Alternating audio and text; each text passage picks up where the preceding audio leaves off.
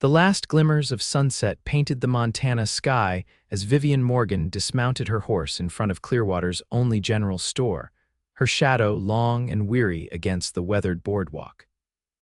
She'd sworn she'd never return to this God-forsaken town, yet here she was, 3 years later, with nothing but bitter memories and a valise full of shattered dreams. The year was 1885, and at 24, Vivian had already learned that love was the cruelest lie of all.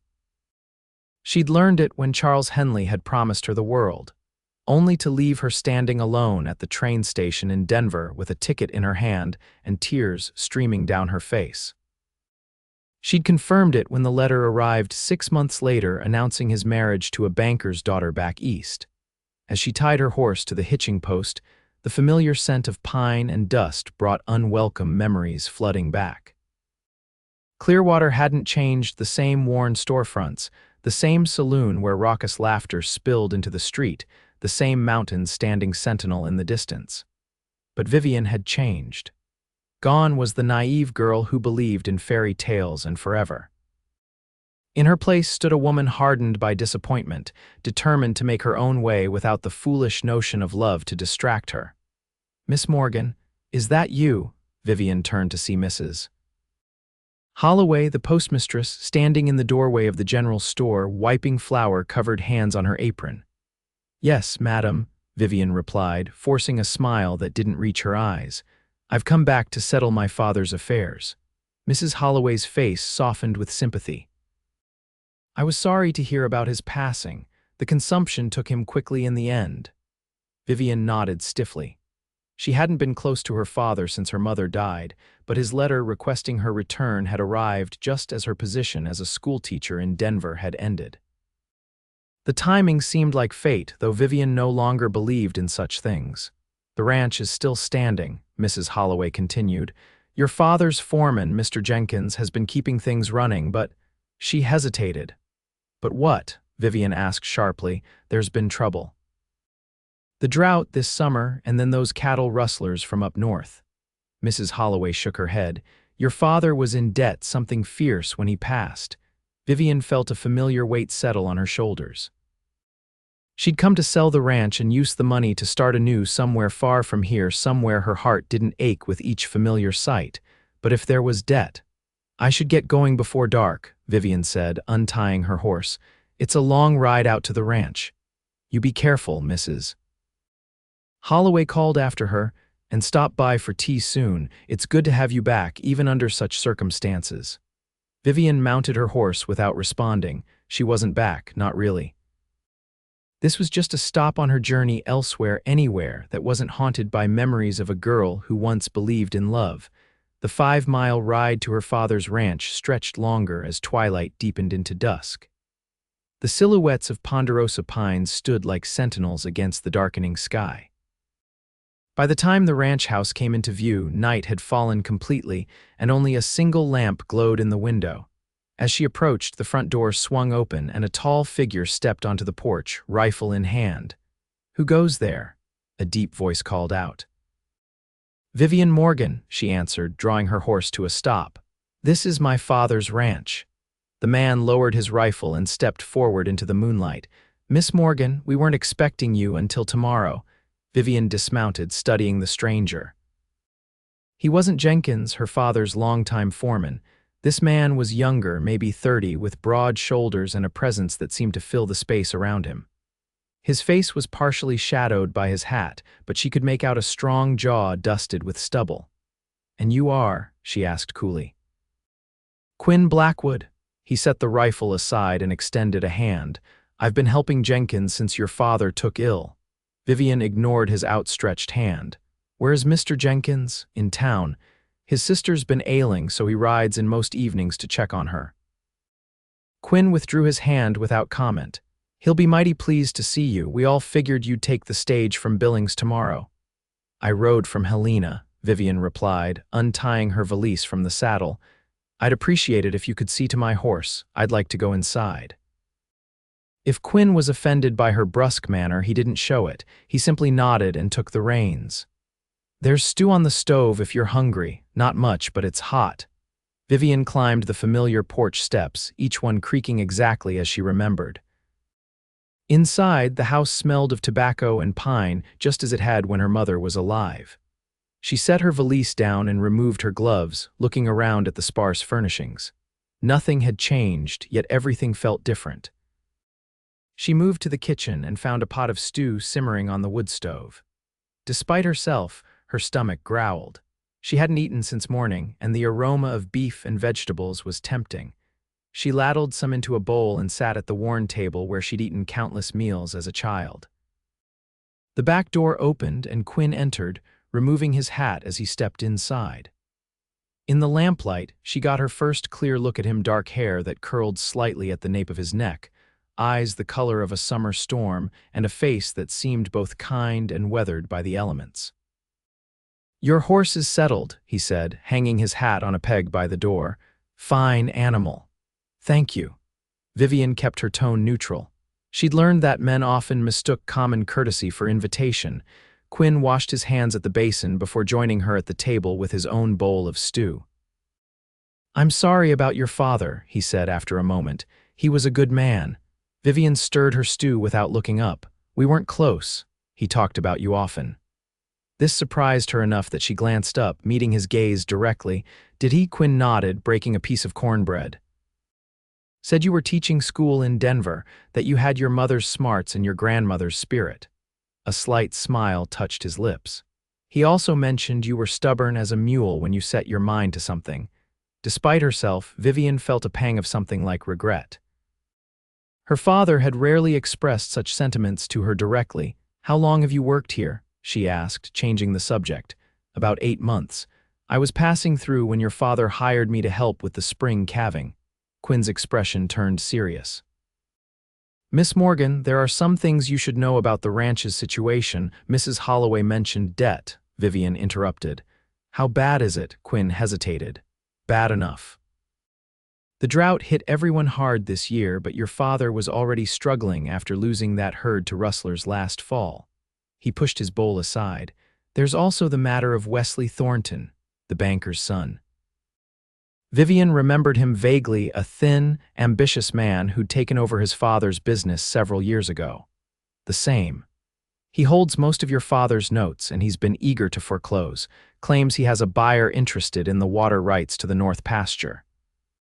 Vivian set down her spoon, her appetite suddenly gone. "How long do I have?" 3 weeks. Your father had negotiated an extension before he passed, but Thornton's made it clear he won't offer another.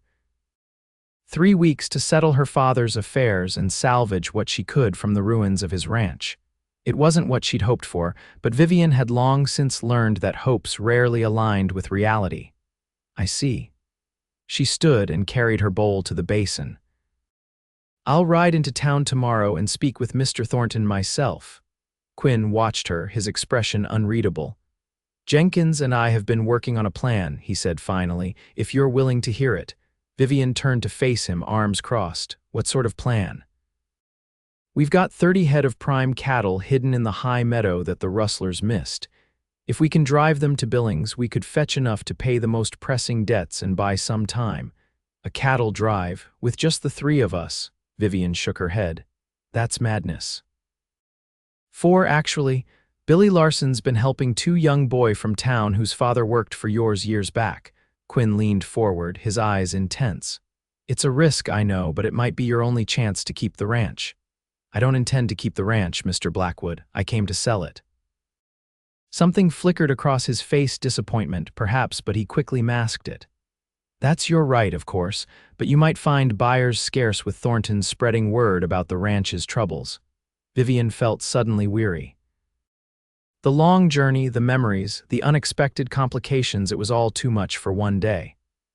"I need to think," she said. "Where can I sleep?" "Your father's room is ready. Jenkins has been staying in the bunkhouse with me and Billy." Quinn stood, towering over her in the small kitchen.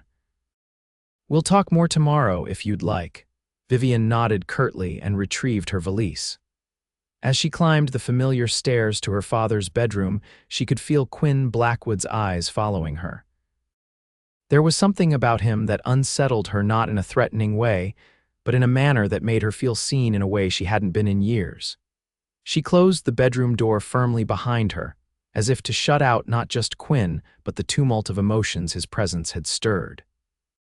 Vivian had no room in her life for complications, especially not those involving men with storm-colored eyes and voices that seemed to reach places she'd long since locked away. Tomorrow she would ride into town, speak with the banker, and formulate a plan that didn't involve cattle drives or prolonging her stay in Clearwater. Her future lay elsewhere, far from this place and its painful memories. And certainly far from cowboys with gentle hands and knowing gazes who might mistake her for someone who still believed in dreams. Dawn broke clear and cold over the eastern hills as Vivian dressed in her most respectable traveling suit navy blue with a high collar and simple trim. If she was to negotiate with Wesley Thornton, she needed to present herself as a competent businesswoman, not a desperate rancher's daughter. She descended the stairs to find Quinn at the kitchen table with maps spread before him, a cup of coffee steaming at his elbow. He looked up at her approach, his eyes taking in her formal attire. "You're heading to town early," he observed, rising from his seat. "I prefer to conduct business at the start of the day when minds are fresh," Vivian replied, pouring herself coffee from the pot on the stove. Quinn folded his maps and cleared his throat. "I'd be happy to ride in with you. The trail can be treacherous in places, especially after last week's rain." "I grew up on these trails, Mr. Blackwood. I believe I can manage." She sipped her coffee, annoyed at his assumption that she needed an escort. "Of course." He nodded, reaching for his hat. "I'll just saddle your horse then." Before she could protest, he was out the door. Vivian finished her coffee in silence, trying to organize her thoughts for the meeting with Thornton. She needed to appear confident and unruffled, regardless of how dire the ranch's finances might be. When she stepped outside, Quinn was waiting with her horse, already saddled and ready. Beside him stood an older man with weathered features whom she recognized immediately. "Mr. Jenkins?"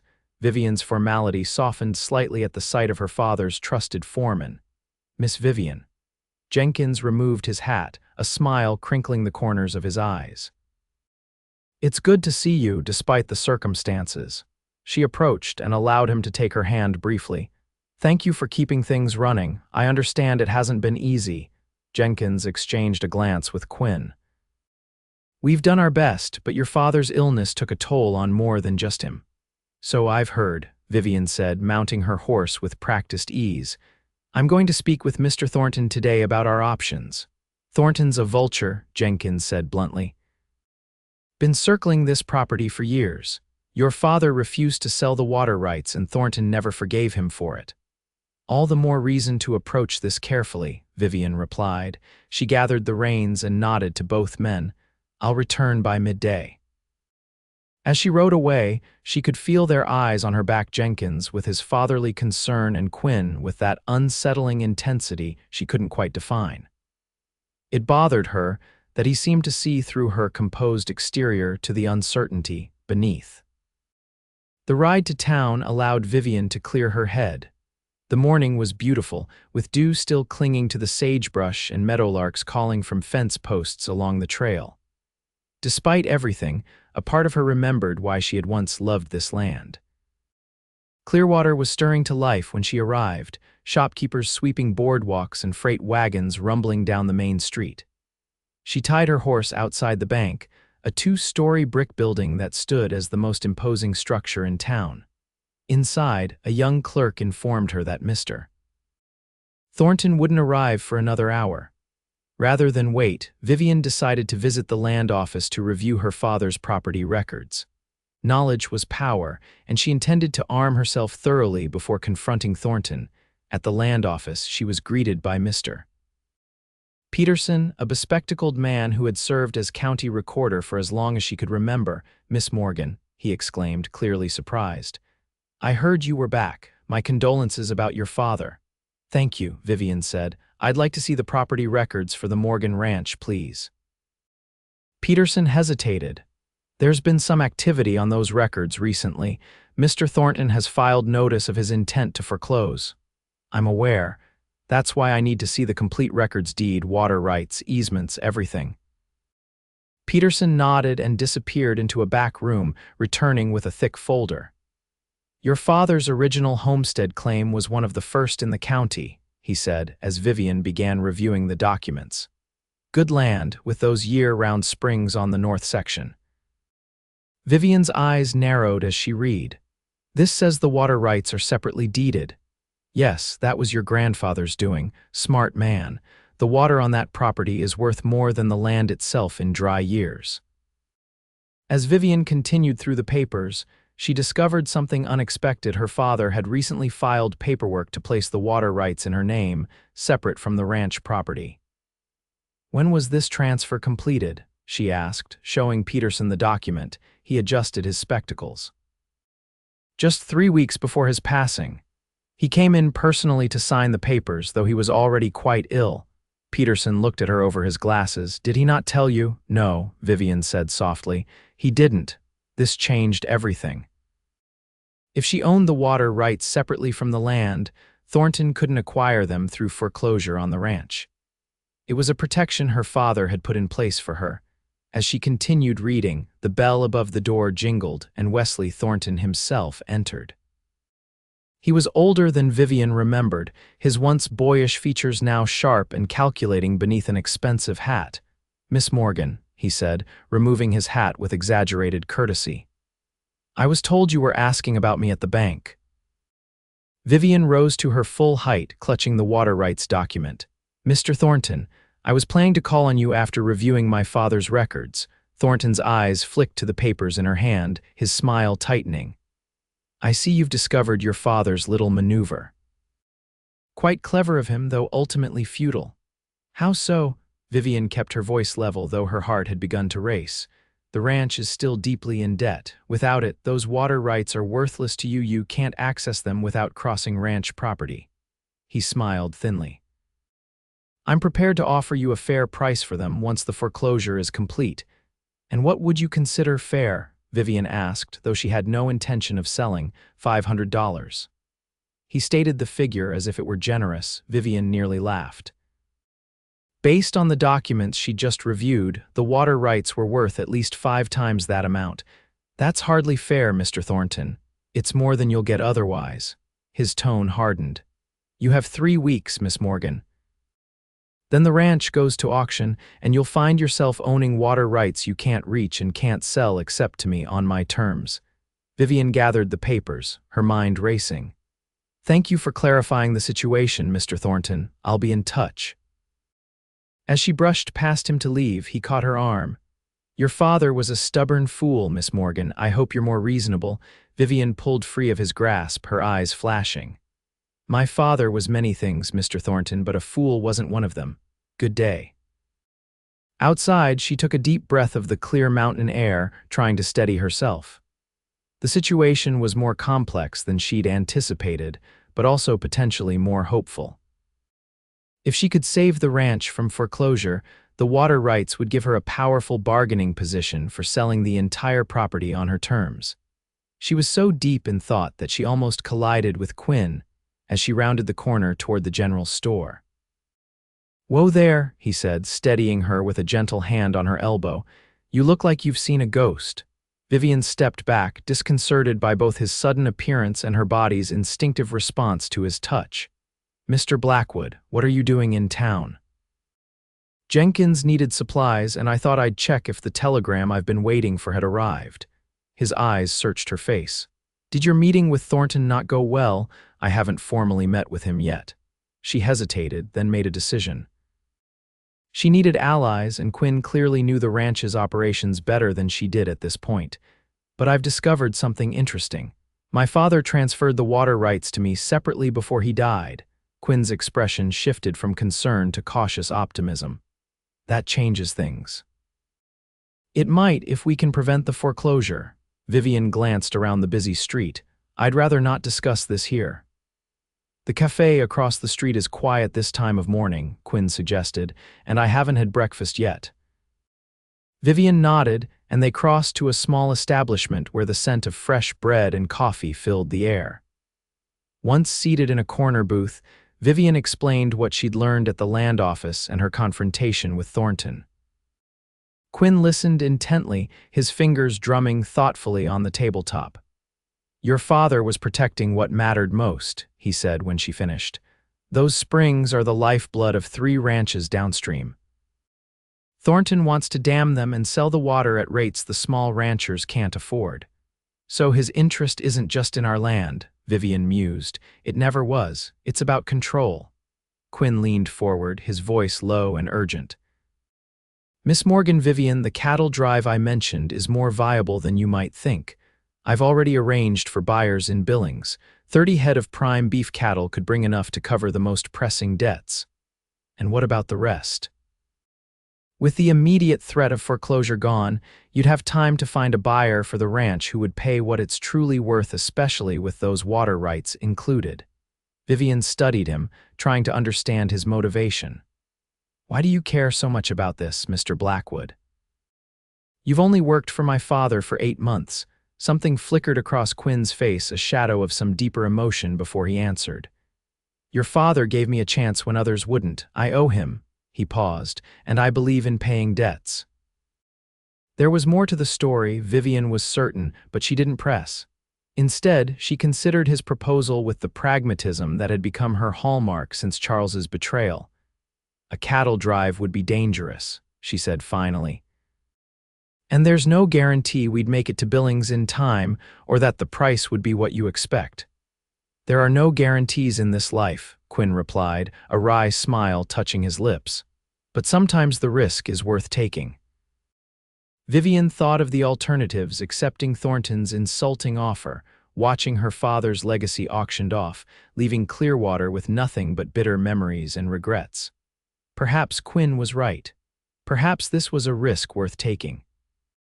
If I agree to this plan, I want to be clear that I'm still planning to sell the ranch afterward," she said firmly. "I have no interest in staying in Clearwater." Something that might have been disappointment crossed Quinn's face, but he nodded. "Understood. This is about giving you choices, not making them for you." His response surprised her. Most men she'd known would have argued or tried to change her mind. Quinn's acceptance of her autonomy was unexpected and, she had to admit, refreshing. "When would this drive need to start?" she asked. "Day after tomorrow. It's a 5-day journey to Billings if the weather holds." Quinn's eyes held hers. "We'd need to leave at first light." Vivian took a deep breath. "I'll need to think about it, of course." Quinn rose from the table, leaving money for their coffee. "I should get Jenkins's supplies and check on that telegram. Would you like me to meet you later to ride back to the ranch?" Vivian shook her head. "No, I have some personal errands to attend to. I'll see you back at the ranch this afternoon." As Quinn left, tipping his hat to her with that same enigmatic smile, Vivian remained at the table, turning her coffee cup slowly in her hands. She'd come to Clearwater to settle her father's affairs quickly and leave this place and its painful memories behind. Now she was contemplating a cattle drive with a man she barely knew, but who somehow managed to make her feel both unsettled and intrigued. Perhaps it was just his confidence, she told herself. Or the way he seemed genuinely committed to helping her without obvious personal gain. Whatever it was, Vivian resolved to remain clear-headed. She'd learned the hard way that trusting one's heart led only to pain. Still, as she gathered her things to continue her errands, she couldn't quite shake the memory of Quinn's storm-gray eyes and the feeling that, for the first time in years, someone was seeing her, truly seeing her, instead of just looking. Vivian spent the remainder of the morning visiting her mother's grave, a quiet spot beneath a cottonwood tree in the small cemetery on the edge of town. She hadn't been there since before leaving for Denver, and she felt a pang of guilt at the untended state of the simple marker. Kneeling, she cleared away weeds and placed the wildflowers she'd gathered on her ride into town at the base of the headstone. "I miss you, Mama," she whispered, tracing the engraved letters of her mother's name. "Everything changed after you left us." Her mother had been the heart of their family, the one who made the harsh realities of ranch life bearable with her music, her laughter, and her unwavering faith in love. When pneumonia took her during Vivian's 16th winter, it was as if all the warmth had been sucked from their home. Her father had retreated into himself, burying his grief in work and whiskey. Vivian, desperate to escape the hollow shell their home had become, had seized the opportunity to teach in Denver when it arose 3 years later. She'd left with dreams of a new life, only to have those dreams shattered by Charles's betrayal. "I don't know what to do, Mama," she confessed to the silent stone. "Father left me a gift I never expected, but I'm not sure I'm strong enough to fight for it." The breeze rustled through the cottonwood leaves, a sound like distant applause. Vivian closed her eyes, remembering how her mother used to say that God sometimes answered prayers through the voices of nature. When she opened them again, her decision was made. She would join Quinn's cattle drive. Not because she believed it would succeed, but because she owed it to her father's memory to try. And perhaps, though she wouldn't admit it aloud, because something about Quinn Blackwood made her want to take a risk again, even if it was just a business risk and nothing more. The ride back to the ranch took her past familiar landmarks: the twisted pine, where she'd once built a fort as a child, the creek where she'd learned to fish, the meadow where wildflowers still grew in riotous profusion just as they had when her mother was alive. Each sight tugged at memories she'd tried to bury, reminding her that this land was as much a part of her as the color of her eyes or the sound of her voice. As she crested the final rise that overlooked the ranch, she pulled her horse to a stop, taking in the scene below. The whitewashed farmhouse with its wide porch, the red barn with its weather vane spinning lazily in the afternoon breeze, the corrals where several horses dozed in the sun — it was all exactly as she remembered, yet somehow different now that she was seeing it through adult eyes. Movement caught her attention. Quinn and Jenkins in the corral with a young man she presumed was Billy Larson, working with the horses. Even from a distance, she could see the easy way Quinn moved among the animals, his gestures confident but gentle. There was something compelling about watching him work, something that made her linger on the ridge longer than she'd intended. Finally, she urged her horse forward, and by the time she reached the yard, the men had noticed her approach. Quinn straightened, wiping his brow with his shirt sleeve, and Vivian found herself uncomfortably aware of the way the fabric stretched across his shoulders. "Miss Morgan," Jenkins called, waving her over. "Come meet Billy properly." Vivian dismounted and approached the corral fence. The young man Jenkins indicated was barely more than a boy, perhaps 18, with a shock of red hair and a scattering of freckles across his sunburned face. "Madam," Billy said, ducking his head shyly, "it's an honor. Your pa was good to my family after my dad was killed in that mining accident." "I remember your father," Vivian said, surprised to find she meant it. "He helped build our barn when I was small." Billy's face lit up at this recognition. "Yes, madam, Dad always said it was the straightest barn in the county." Quinn moved closer, his expression curious. "Did you come to a decision about our proposal?" Vivian met his gaze steadily. "I did. I'll join your cattle drive, Mr. Blackwood." The smile that spread across Quinn's face was like sunrise breaking over the mountains, warm and full of promise. "You won't regret it," he said with such conviction that Vivian almost believed him. "I've made no promises beyond the drive itself," she reminded him. "If we succeed in paying off the most urgent debts, I still intend to sell the ranch as soon as possible." Quinn's smile dimmed only slightly. "One step at a time, Miss Morgan. For now, let's focus on getting those cattle to Billings." Jenkins slapped his thigh in approval. "That's the spirit. We'll need to start preparations right away. Billy, run and fetch the maps from the house. Quinn's been planning the route for weeks, just in case." As Billy hurried off, Vivian raised an eyebrow at Quinn. "For weeks, you seem to have been quite confident." "I would agree." "Not confident," Quinn corrected. "Hopeful." There was something in the way he said the word that made Vivian's chest tighten unexpectedly. "Hope is a luxury I can't afford, Mr. Blackwood," she said, more sharply than she'd intended. Quinn studied her face for a long moment. "What happened to make you so certain of that?" The question caught her off guard. "That's rather personal, don't you think?" "Perhaps," he conceded. "But we're about to spend 5 days on the trail together, facing whatever challenges come our way. It might help to understand what drives each other." "What drives me is the practical need to settle my father's affairs so I can return to my life," Vivian stated firmly. Nothing more complicated than that. Quinn didn't press, but the look in his eyes told her he wasn't convinced by her explanation. Fair enough. Then let's be practical. We need to discuss what you should pack for the drive. The conversation shifted to logistics, what clothing would be suitable, how much food they could carry, which horses would be best for the journey.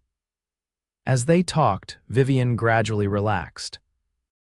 This was familiar territory: planning, organizing, addressing concrete problems rather than navigating the treacherous waters of personal history. By evening, they had a comprehensive plan in place. They would leave at dawn 2 days hence, driving the cattle north along less traveled routes to avoid potential trouble from rustlers or Thornton's men. Quinn had indeed received the telegram. He was waiting for confirmation from a buyer in Billings who was willing to pay top dollar for quality stock. After a simple supper prepared by Jenkins, Vivian retired to her room early, exhausted by the day's events and decisions. But sleep eluded her as her mind raced with thoughts of the journey ahead and of Quinn Blackwood, with his perceptive eyes and unsettling questions. She'd maintained her emotional walls so carefully these past 3 years, never allowing anyone close enough to see the scars Charles had left on her heart. Yet somehow, with just a few words and looks, Quinn had managed to make her feel exposed, as if he could see straight through her carefully constructed defenses to the wounded woman beneath. It was unsettling. It was dangerous. And as Vivian finally drifted into restless sleep, she promised herself she would be more vigilant in the days ahead. The cattle drive was strictly business, a means to an end. Quinn Blackwood might be handsome and perceptive, but she wasn't about to make the same mistake twice by trusting a man with more than just a business arrangement. Her dreams, however, had other ideas, filling her sleep with images of storm-gray eyes and a smile that promised things she no longer believed were possible. The next day passed in a flurry of preparations. Vivian sorted through her father's papers, organizing what she could while Quinn, Jenkins, and Billy worked with the horses and gathered supplies. By evening, everything was ready for their pre-dawn departure. After supper, as Jenkins and Billy retired to the bunkhouse, Quinn lingered at the kitchen table, studying his maps one final time. Vivian, who had been making notes about the ranch's accounts, found herself watching him surreptitiously over the top of her ledger. His brow was furrowed in concentration, one finger tracing potential routes while the lamplight cast shadows across his face, accentuating the strong line of his jaw and the surprising softness of his mouth. There was something about the intensity with which he approached even this simple task that drew her attention. "Is something troubling you about the route?" she asked, breaking the comfortable silence that had settled between them. Quinn glanced up, seeming almost surprised to find her still there.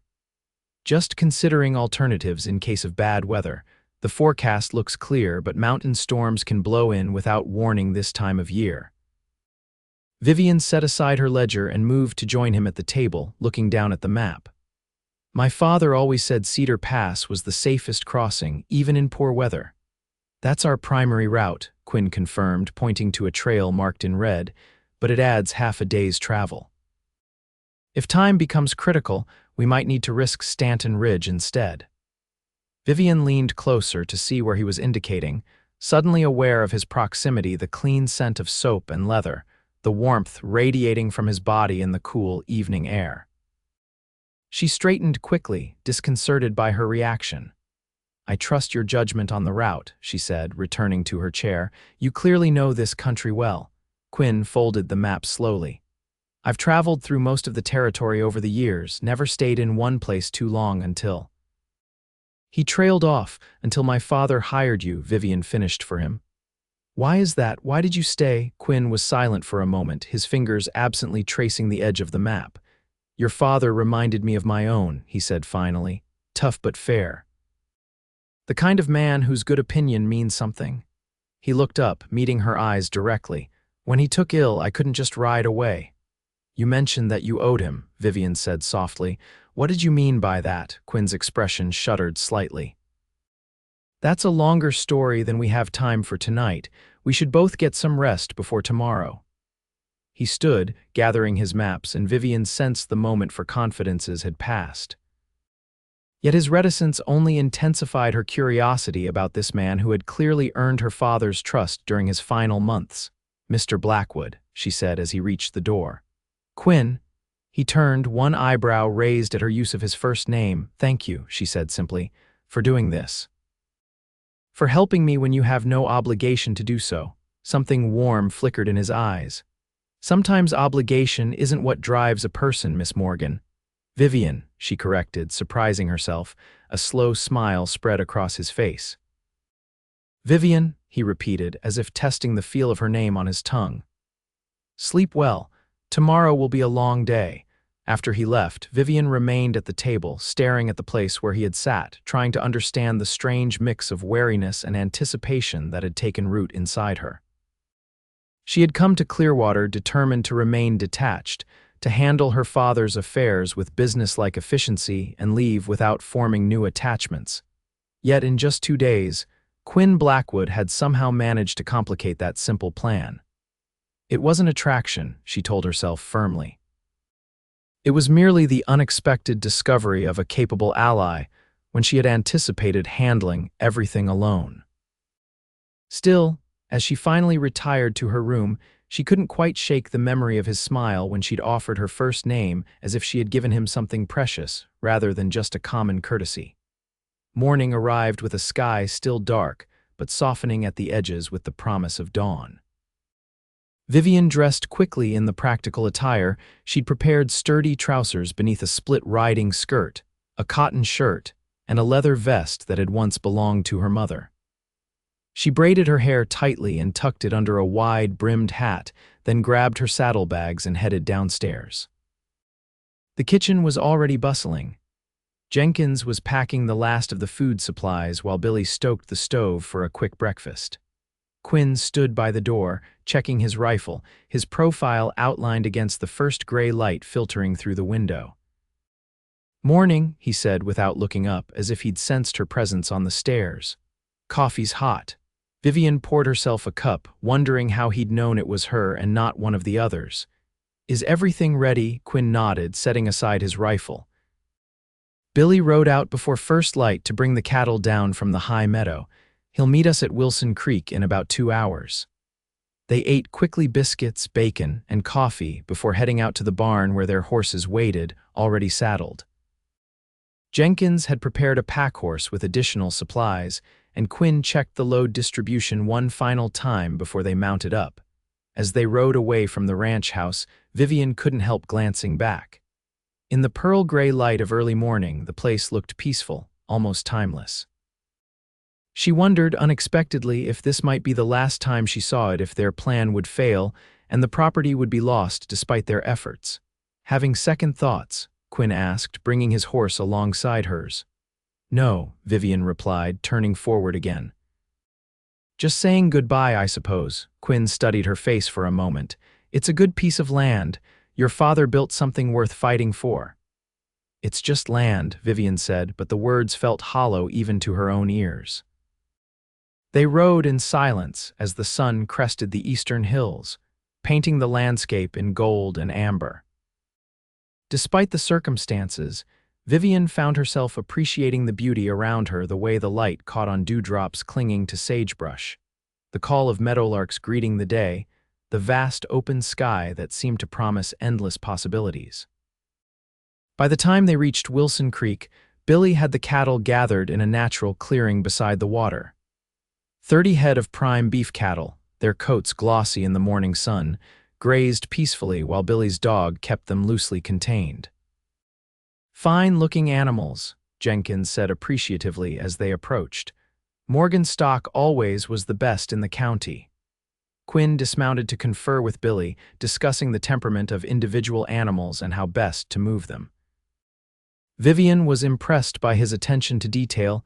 He seemed to consider every aspect of the drive, from which steers might be troublesome to how they would navigate the narrower passages along their route. Within half an hour, they were underway, the cattle moving at a steady pace with Quinn and Billy flanking the herd, Jenkins bringing up the rear and Vivian riding slightly ahead to watch for any trouble. The work was harder than Vivian had anticipated. Constant vigilance required to keep stragglers in line and maintain their course through increasingly rugged terrain. By midday, when they stopped briefly to rest the animals at a small meadow, Vivian's muscles ached from hours in the saddle. She dismounted stiffly, stretching her back as Quinn approached with a canteen. "You're doing well," he said, offering her water. "Most city folks would have complained by now." Vivian took a long drink before responding. "I'm not most city folks. I grew up on a ranch, remember?" Quinn's lips quirked in that half-smile that was becoming frustratingly familiar. "So you did, but 3 years in Denver can change a person." "Some things don't change," Vivian countered, "like knowing how to sit a horse properly or read trail signs. Or how to keep your true feelings hidden behind that composed expression," Quinn suggested, his tone light but his eyes searching. Vivian stiffened. "My feelings aren't relevant to this drive, Mr. Blackwood. Back to Mr. Blackwood, are we?" He shook his head slightly. "My apologies if I overstepped. I just find it interesting that someone who claims to have no attachment to this land watches it with such appreciation in her eyes." Before Vivian could formulate a response, Jenkins called out that it was time to move on. Quinn tipped his hat and returned to his position without pressing for an answer, leaving Vivian both relieved and oddly disappointed. The afternoon brought their first real challenge, a narrow passage between rocky outcroppings where the cattle needed to move single file. 2 of the steers balked at the entrance, and it took all of Quinn and Billy's skill to coax them through without spooking the entire herd. Vivian watched in admiration as Quinn worked with the animals, his movements fluid and confident, his voice a steady reassurance that seemed to calm even the most skittish steer. There was an art to it that she had forgotten during her years away, the delicate balance of firmness and gentleness required to manage creatures 10 times your weight. By the time they made camp that evening in a sheltered valley, Vivian was exhausted but exhilarated. They had covered good ground, and the cattle were settling easily for the night under Billy's watchful eye. Jenkins prepared a simple meal over the campfire: beans, salt pork, and biscuits that he somehow managed to bake in a Dutch oven nestled in the coals. They ate in companionable silence, too tired for much conversation, the only sounds the occasional lowing of cattle and the crackling of the fire. As Vivian sipped the strong coffee Jenkins had brewed, she found her gaze repeatedly drawn to Quinn, who sat across the fire cleaning his revolver with meticulous care. In the firelight, his features were both softened and accentuated, the strong line of his jaw highlighted by shadows, his eyes reflecting the dancing flames. "You should get some rest," he said without looking up, once again seeming to sense her attention. "I'll take first watch." "I can take a shift," Vivian offered. "I'm not helpless." Quinn finally glanced up, his expression serious. "I never thought you were, but you're still adjusting to the trail after years away. Better to save your strength for tomorrow." Before she could argue, Jenkins intervened. "Quinn's right, Miss Vivian. Billy and I will take the middle watches and Quinn will finish out the night. You'll have plenty of chances to prove yourself in the days ahead." Reluctantly, Vivian agreed. She retreated to her bedroll, spread beneath a small tent that the men had insisted on erecting for her privacy. Despite her exhaustion, sleep was slow in coming. She lay awake listening to the night sounds, the soft movements of the cattle, the occasional hoot of an owl, and beneath it all, the low murmur of Quinn's voice as he spoke quietly to his horse while keeping watch. There was something soothing about that voice, deep and steady in the darkness. Against her better judgment, Vivian found herself wondering about the man behind it, what experiences had shaped him, what dreams drove him, what sorrows he might carry beneath his capable exterior. Such thoughts were dangerous, she reminded herself sternly. Quinn Blackwood was a temporary ally, nothing more. In less than a week, they would reach Billings, sell the cattle, and part ways. Vivian would settle her father's debts, sell the ranch to a buyer who would pay a fair price for both land and water rights, and return to the independent life she had built for herself. Yet as sleep finally claimed her, her dreams once again betrayed her resolve, filling her night with images of storm-gray eyes and hands that moved with gentle confidence, whether managing frightened cattle or offering her water from a shared canteen. The next day dawned clear but with a hint of dampness in the air that made Quinn frown at the western horizon. "Weather's changing," he observed as they broke camp. "We need to make good time today." Their pace was steady but slightly faster than the previous day. By mid-morning, they had left the valley behind and were climbing gradually toward Cedar Pass. The terrain grew more challenging, with patches of loose shale that required careful navigation to prevent the cattle from slipping. Vivian found herself riding alongside Quinn as they approached a particularly steep section. "Is there a problem?" she asked, noting his frequent glances at the darkening sky to the west. "Storm building," he replied grimly. "If it hits while we're on the pass, we could be in trouble." "Should we seek shelter and wait it out?" Quinn shook his head. "No good shelter between here and the other side. Better to push through and get to lower ground before it hits." He studied her face. "Are you up for a hard ride?" There was no condescension in the question, only a practical assessment of their situation. Vivian appreciated that he asked rather than assumed. "Yes," she said firmly. "Just tell me what you need me to do." A flash of approval crossed his features. "Ride ahead with Billy. Find the easiest route and keep the lead steers moving at a good clip. Jenkins and I will handle any stragglers." Vivian nodded and urged her horse forward to where Billy waited with the dog. Together, they began guiding the herd up the increasingly steep trail toward the pass. The work was demanding, requiring constant vigilance and quick decisions as they navigated switchbacks and rocky outcroppings. The first rumble of thunder reached them as they neared the summit of the pass. The cattle grew restless, sensing the approaching storm. Billy's dog worked double time, darting back and forth to keep the more nervous animals in line. "We need to hurry," Billy called over his shoulder as the wind began to pick up. "They'll spook if the lightning gets too close." Vivian pressed forward, her eyes scanning for the safest path through the rocky terrain. The sky continued to darken, and the air took on the metallic taste that preceded a serious storm. Just as they crested the pass, the first fat raindrops began to fall. "There." Vivian pointed to a trail that descended more gradually than the main path. "That looks smoother for the cattle." Billy nodded and whistled to his dog, directing the lead steer toward the alternate route. The rain intensified suddenly, driven by gusting wind that seemed determined to push them back the way they had come. Vivian's hat brim drooped under the weight of water, and she had to wipe rain from her eyes to see the trail ahead. A crack of lightning split the sky, followed almost immediately by a thunderclap that shook the ground beneath them. The effect on the cattle was instantaneous. The entire herd jolted in panic, and several steers at the back broke away, heading in the wrong direction. "Keep the main group moving." Quinn shouted from behind them. "Jenkins and I will round up the strays." Vivian and Billy pressed on, fighting wind and rain as they guided the majority of the herd down the eastern slope of the pass. The descent was treacherous, with rain-slickened rocks and increasingly poor visibility. Twice they had to dismount and lead their horses through particularly difficult sections, urging the cattle forward with shouts that were half swallowed by the storm.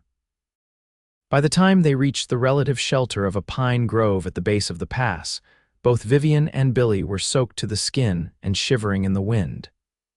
They worked quickly to contain the cattle in the natural corral formed by the trees, counting heads as they did so. 26, Billy said finally, pushing his dripping hair from his eyes. 4 missing, plus Quinn and Jenkins. Vivian scanned the slope anxiously, but the driving rain obscured her view beyond 100 yards. "We should start a fire," she said, though she wasn't sure how they would manage it in these conditions. "They'll need to warm up when they return."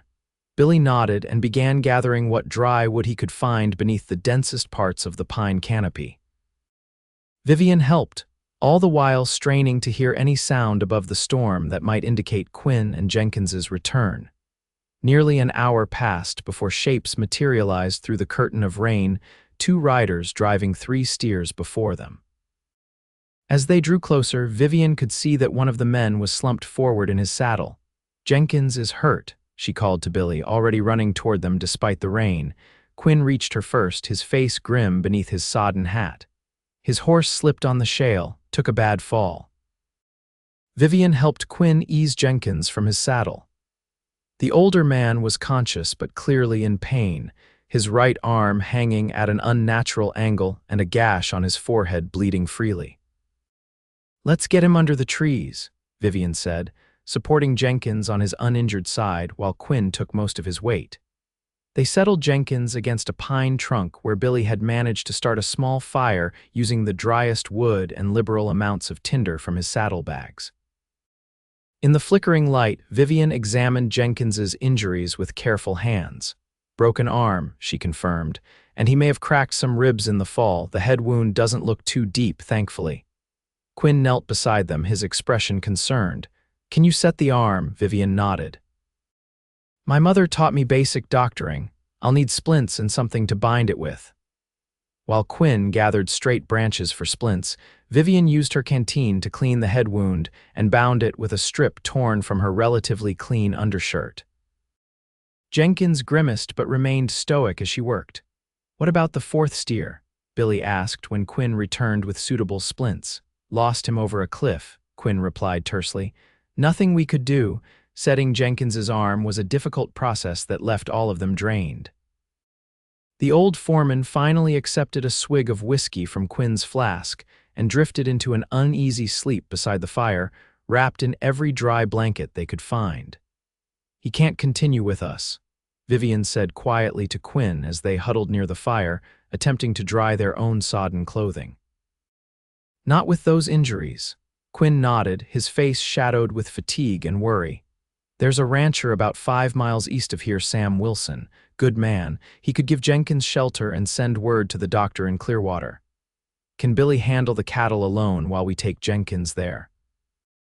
"I was thinking you could take him," Quinn said. "Billy and I will keep the herd moving north. You can catch up to us by tomorrow evening if you push hard." Vivian considered the proposal. It made tactical sense. Quinn and Billy knew the cattle best, and she was the most logical choice to ensure Jenkins received proper care. Yet the thought of separating from the group, even temporarily, filled her with an unexpected reluctance. "Unless you'd rather stay with the herd," Quinn added, misinterpreting her hesitation. "I could take Jenkins myself." "No," Vivian said quickly. "Your plan makes sense. I'll leave at first light with Jenkins." Quinn studied her face in the firelight, and Vivian had the disconcerting feeling that he could see the conflicted emotions she was trying to conceal. "You've surprised me today," he said finally. "How so?"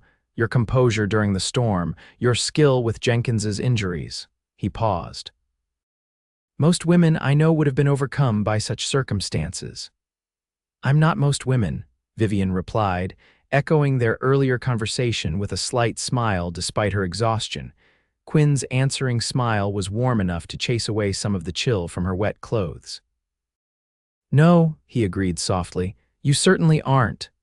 The moment stretched between them, filled with something Vivian wasn't ready to name. She broke eye contact first, turning to check on the fire. "We should try to get some rest. Tomorrow will be challenging for all of us." Quinn didn't press, simply nodding and moving to check on the cattle one final time before seeking his own rest. As Vivian settled beside the fire, she found herself watching him move through the darkness with that same fluid confidence he'd displayed during the day's trials. Despite her best intentions, she was beginning to admire more than just his practical skills. There was an integrity to Quinn Blackwood, a steadfastness that reminded her of the mountains themselves, solid and enduring through whatever storms might rage around them. Such thoughts were dangerous indulgences, Vivian reminded herself sternly. Yet as she drifted toward sleep, her last conscious awareness was not of the discomfort of wet clothes or the worry about tomorrow's journey, but of the inexplicable sense of safety she felt knowing Quinn was nearby. Dawn broke with lingering clouds but no rain, the storm having moved eastward during the night.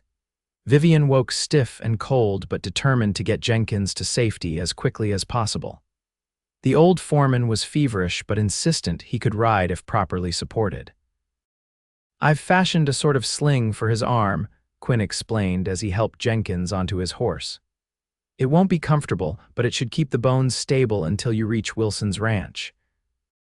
Vivian mounted her own horse, checking her saddlebags one last time to ensure she had everything needed for the journey. "Which trail should I take?" Quinn pointed eastward. "Follow Cedar Creek for about 3 miles, then look for a split-rail fence that marks Wilson's northern boundary. His ranch house is about 2 miles south of that fence line. You can't miss it. It's the only 2-story building for 20 miles. He handed her a folded paper from his vest pocket. "I've written directions for rejoining us. We'll be following Turkey Creek northward. There's a landmark called Chimney Rock where the trail narrows. That's where we'll camp tomorrow night." Their fingers brushed as she took the paper, and Vivian was startled by the jolt of awareness that raced through her at the simple contact. She quickly tucked the directions into her own vest, avoiding Quinn's eyes. "Be careful," he said, his voice low enough that only she could hear. "The storm may have washed out parts of the trail. Don't take unnecessary risks." "I won't," Vivian promised. "Take care of our cattle." Quinn's mouth quirked at her use of "our," but he simply nodded and stepped back. "We'll see you tomorrow evening." As Vivian rode away with Jenkins, she resisted the urge to look back, though she could feel Quinn's eyes following them until the trees obscured their path. The journey to Wilson's ranch was slow but uneventful, with Jenkins drifting in and out of consciousness beside her. When they finally arrived, Sam Wilson proved to be as kind as Quinn had suggested. The gruff rancher immediately sent his son to fetch the doctor from Clearwater and insisted Jenkins remain at the ranch until fully recovered. "Quinn Blackwood vouches for you. That's good enough for me," Wilson said when Vivian thanked him for his hospitality. "Known him since he first came to these parts 5 years back. Man's word is as solid as they come." Vivian's ears perked up at this mention of Quinn's history. "You've known him that long. I was under the impression he was relatively new to the area." Wilson raised an eyebrow. "New to your ranch, maybe, but he's been working cattle in Montana territory longer than that."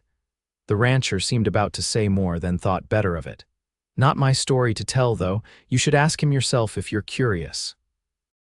After ensuring Jenkins was comfortably settled and promising to return on their way back from Billings, Vivian set out to rejoin Quinn and Billy.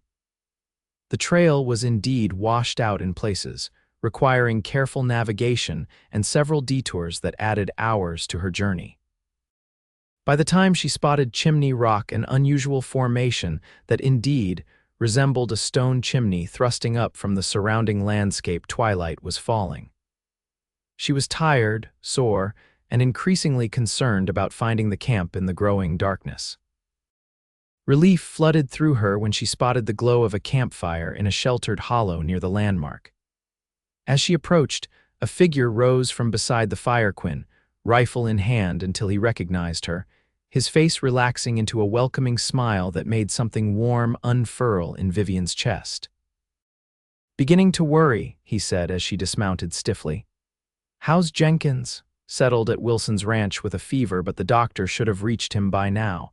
Vivian stretched her aching back. "Wilson was very hospitable." Quinn took her horse's reins. "He's a good man." "Let me see to your mount while you warm up. Billy's got supper almost ready." The simple domesticity of the camp was surprisingly comforting after the long, solitary ride. Billy tended a pot of stew over the fire while Quinn cared for her horse with the same gentle efficiency he showed in all his tasks. When he returned, he handed Vivian a cup of coffee laced with something stronger that burned pleasantly down her throat. "For the chill," he explained with a wink. "Don't worry, it's just a splash." They ate together around the fire, Billy chattering enthusiastically about how well the cattle had traveled that day despite the previous night's excitement.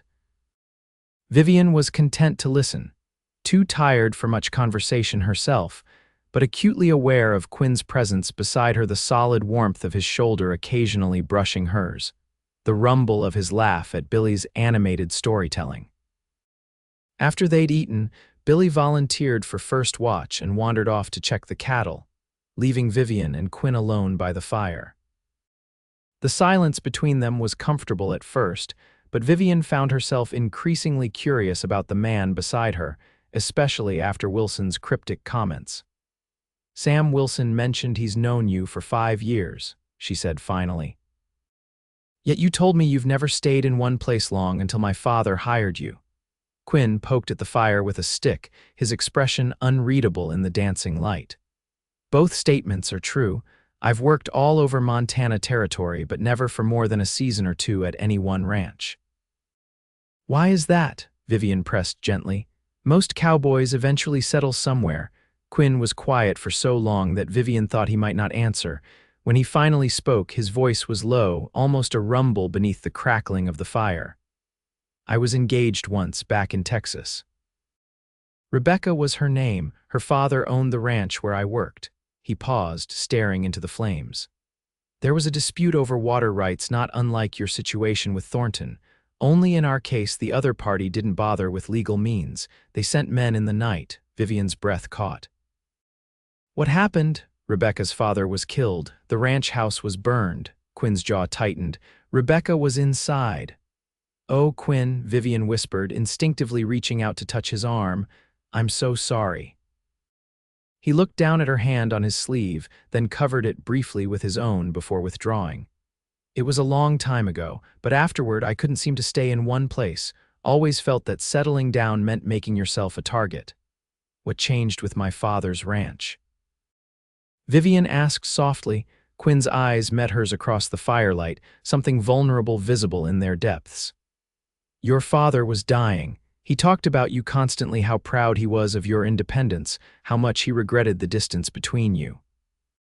He showed me a photograph of you teaching your students in Denver." A slight smile touched his lips. "You were standing so straight, with such determination in your eyes." Vivian remembered that photograph taken by the school's administrator on her first day of teaching. She'd sent it to her father with a brief note, one of the few communications between them after she left for Denver. "He asked me to look after the ranch until you returned," Quinn continued. "Said he knew you'd probably sell it, but he wanted you to have that choice, not have it forced on you by Thornton or anyone else." He shrugged slightly. "I gave him my word." The realization struck Vivian suddenly. Quinn had stayed because of a promise to her father, but also, in some way, because of her. This drive, this effort to save the ranch from foreclosure, wasn't just about honoring a dead man's wishes. It was about preserving her freedom to choose her own path. "Thank you," she said, her voice rough with unexpected emotion. "For telling me, for staying." Quinn studied her face in the firelight. "You remind me of her sometimes," he said quietly. "Rebecca, not in appearance but in spirit. That same stubborn determination to face the world on your own terms." Vivian didn't know how to respond to the comparison. Part of her wanted to withdraw, to protect herself from the intimacy of the moment. Another part, a part she'd thought long buried, wanted to lean into it, to discover more about this man who seemed to see her so clearly. Before she could decide, Billy's voice called from the darkness. "Quinn, there's something moving in the brush to the north." Quinn was on his feet instantly, rifle in hand. "Stay by the fire," he told Vivian sharply. "If you hear shooting, get your horse and ride east, away from the cattle." He disappeared into the darkness before she could protest. Vivian reached for her own revolver, a small but serviceable weapon her father had insisted she learn to use before she left for Denver. Her heart hammered in her chest as she strained to hear what was happening beyond the circle of firelight. Minutes stretched like hours before Quinn's voice called the all clear. He emerged from the darkness with Billy beside him, both looking relieved. "Just a mountain lion," Quinn explained, setting his rifle aside. "Probably smelled our supper. It's moved on now." The tension broke, and Vivian realized she'd been holding her breath. "I thought perhaps it was rustlers," she admitted. "Not likely this far from the main trails," Quinn assured her, "but we'll keep a close watch tonight just in case." Despite his reassurances, the interruption had changed the mood of the evening. The moment of connection between them had passed, and Vivian wasn't sure whether to be relieved or disappointed.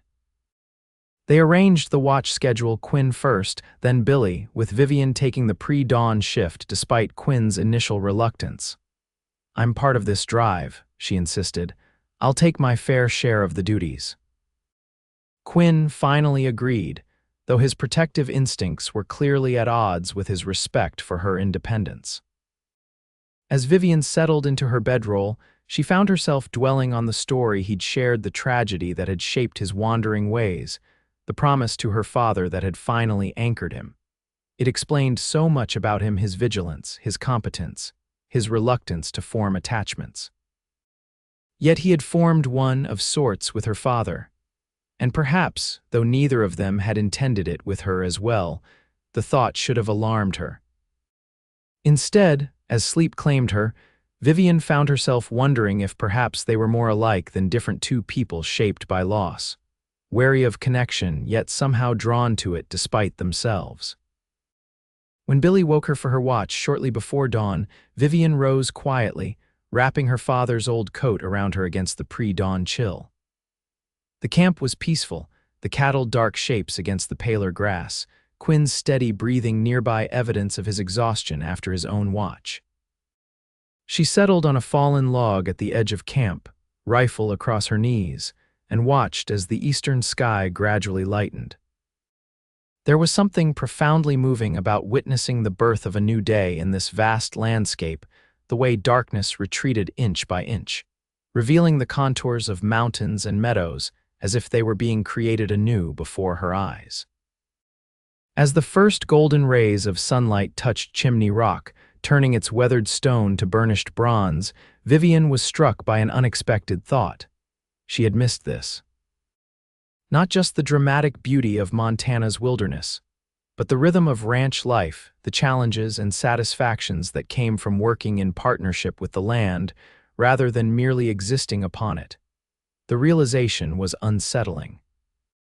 She had spent 3 years convincing herself that her future lay elsewhere, that the ranch represented only painful memories and obligations. Yet sitting here in the breaking dawn, she felt more alive, more present than she had in all her time in Denver.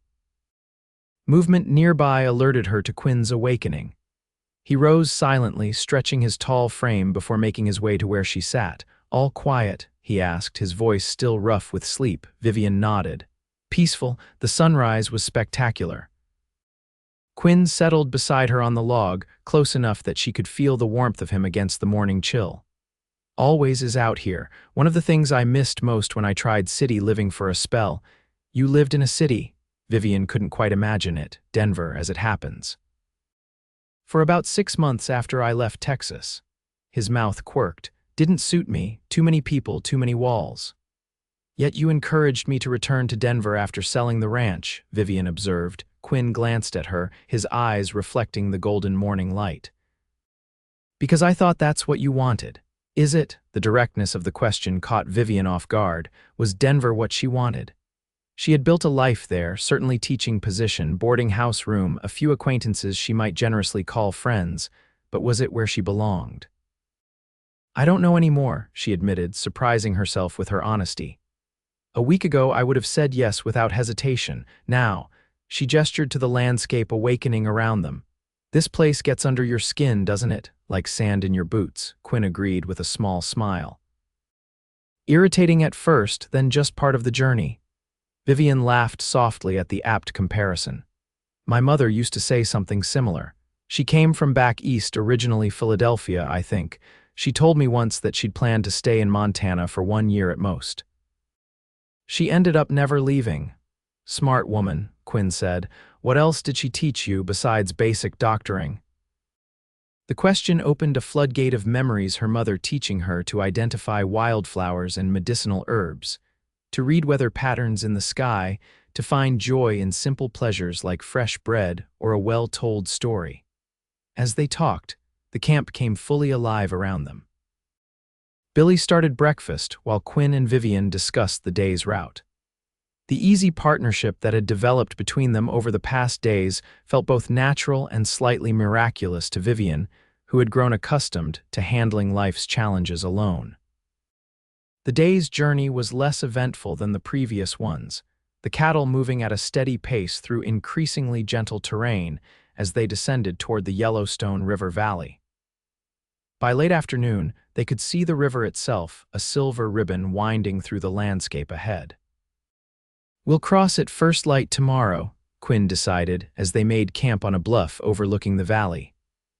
"The water's running high from the storm, but there's a ford about a mile downstream that should be passable," Billy whooped with excitement. "Once we're across, it's only a day and a half to Billings. We're going to make it, Miss Morgan." His enthusiasm was infectious, and Vivian found herself smiling despite her fatigue. "It seems we are, Billy, thanks in large part to your skill with those cattle." The boy flushed with pleasure at her praise and set about preparing their evening meal with renewed vigor. Quinn, who had been checking his maps, looked up at their exchange with warmth in his eyes.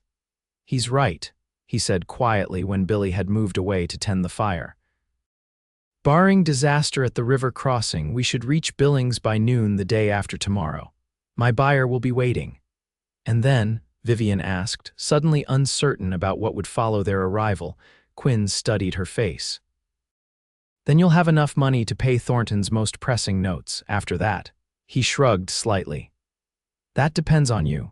The implication was clear. Once the immediate crisis was averted, Vivian would be free to sell the ranch and return to Denver or what, stay. The thought had begun to take root during these days on the trail, but she wasn't ready to examine it too closely. Her life in Denver might not have been perfect, but it was predictable, safe. The ranch represented uncertainty, risk both financially and emotionally. "One step at a time," she said, echoing Quinn's own words from days earlier.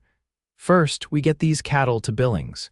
Quinn nodded, though something in his expression suggested he understood the deeper currents beneath her noncommittal response.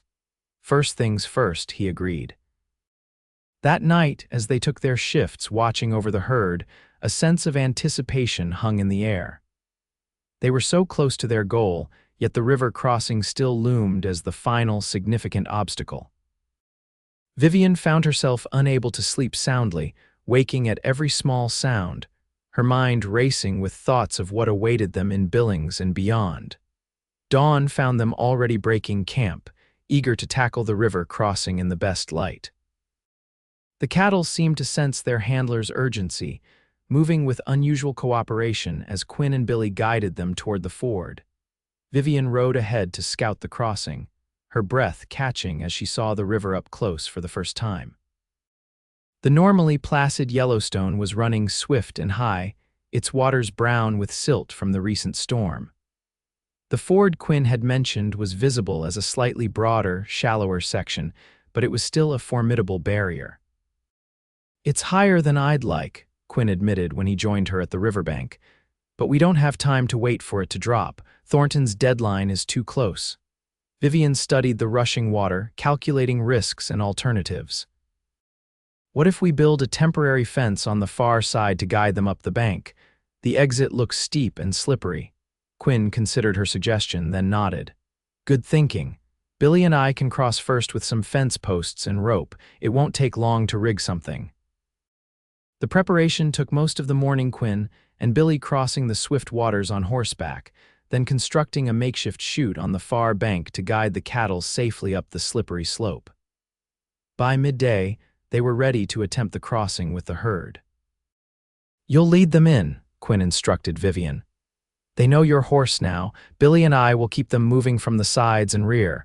Once you're across, turn immediately upstream to guide them into the chute." Vivian nodded, gathering her reins with steady hands despite the flutter of anxiety in her stomach.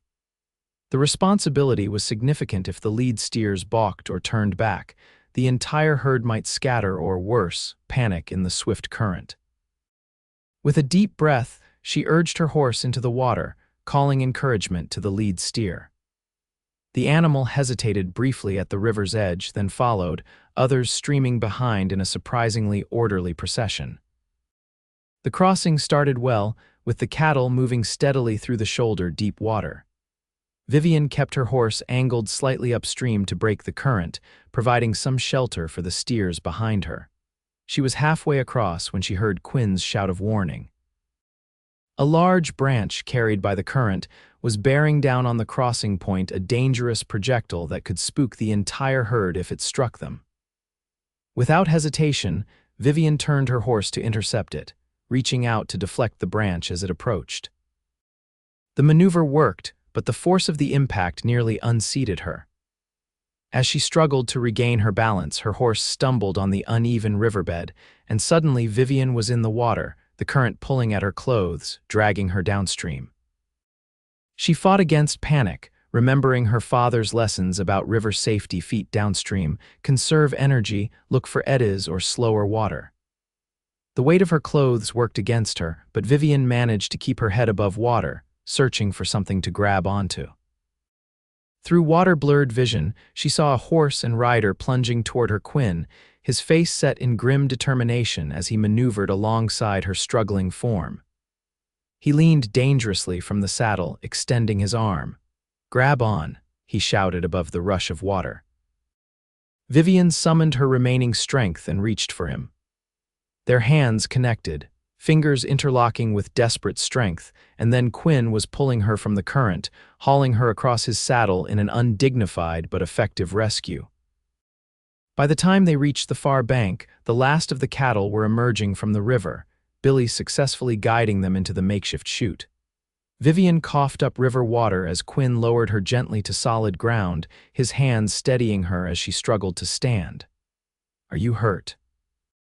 he demanded, his voice rough with concern as he pushed wet hair from her face to examine her more closely. "Just my pride," Vivian managed between coughs, "and perhaps a few bruises." Relief washed over Quinn's features, followed quickly by something that might have been anger. "That was recklessly brave," he said, his hands still framing her face. "You could have been killed." "The branch would have spooked the herd," Vivian argued, suddenly aware of how close he was standing, of the intensity in his storm-gray eyes. "We could have lost cattle, or worse, you or Billy could have been trampled." "Damn the cattle," Quinn said fiercely. "And damn me too if it comes to that, but not you, Vivian, not you." Before she could respond, he pulled her against him in a fierce embrace that stole what little breath she had regained. For a moment, Vivian was too startled to react.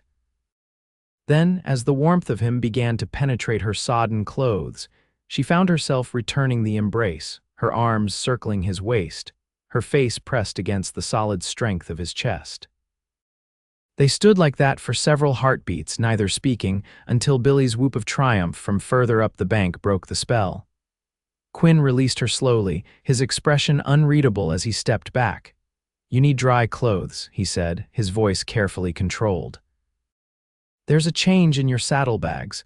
I'll have Billy bring your horse once he's finished with the cattle." He turned away before Vivian could respond, striding up the bank toward Billy with measured steps that suggested he was working hard to contain his emotions. Vivian watched him go, her own feelings in tumult.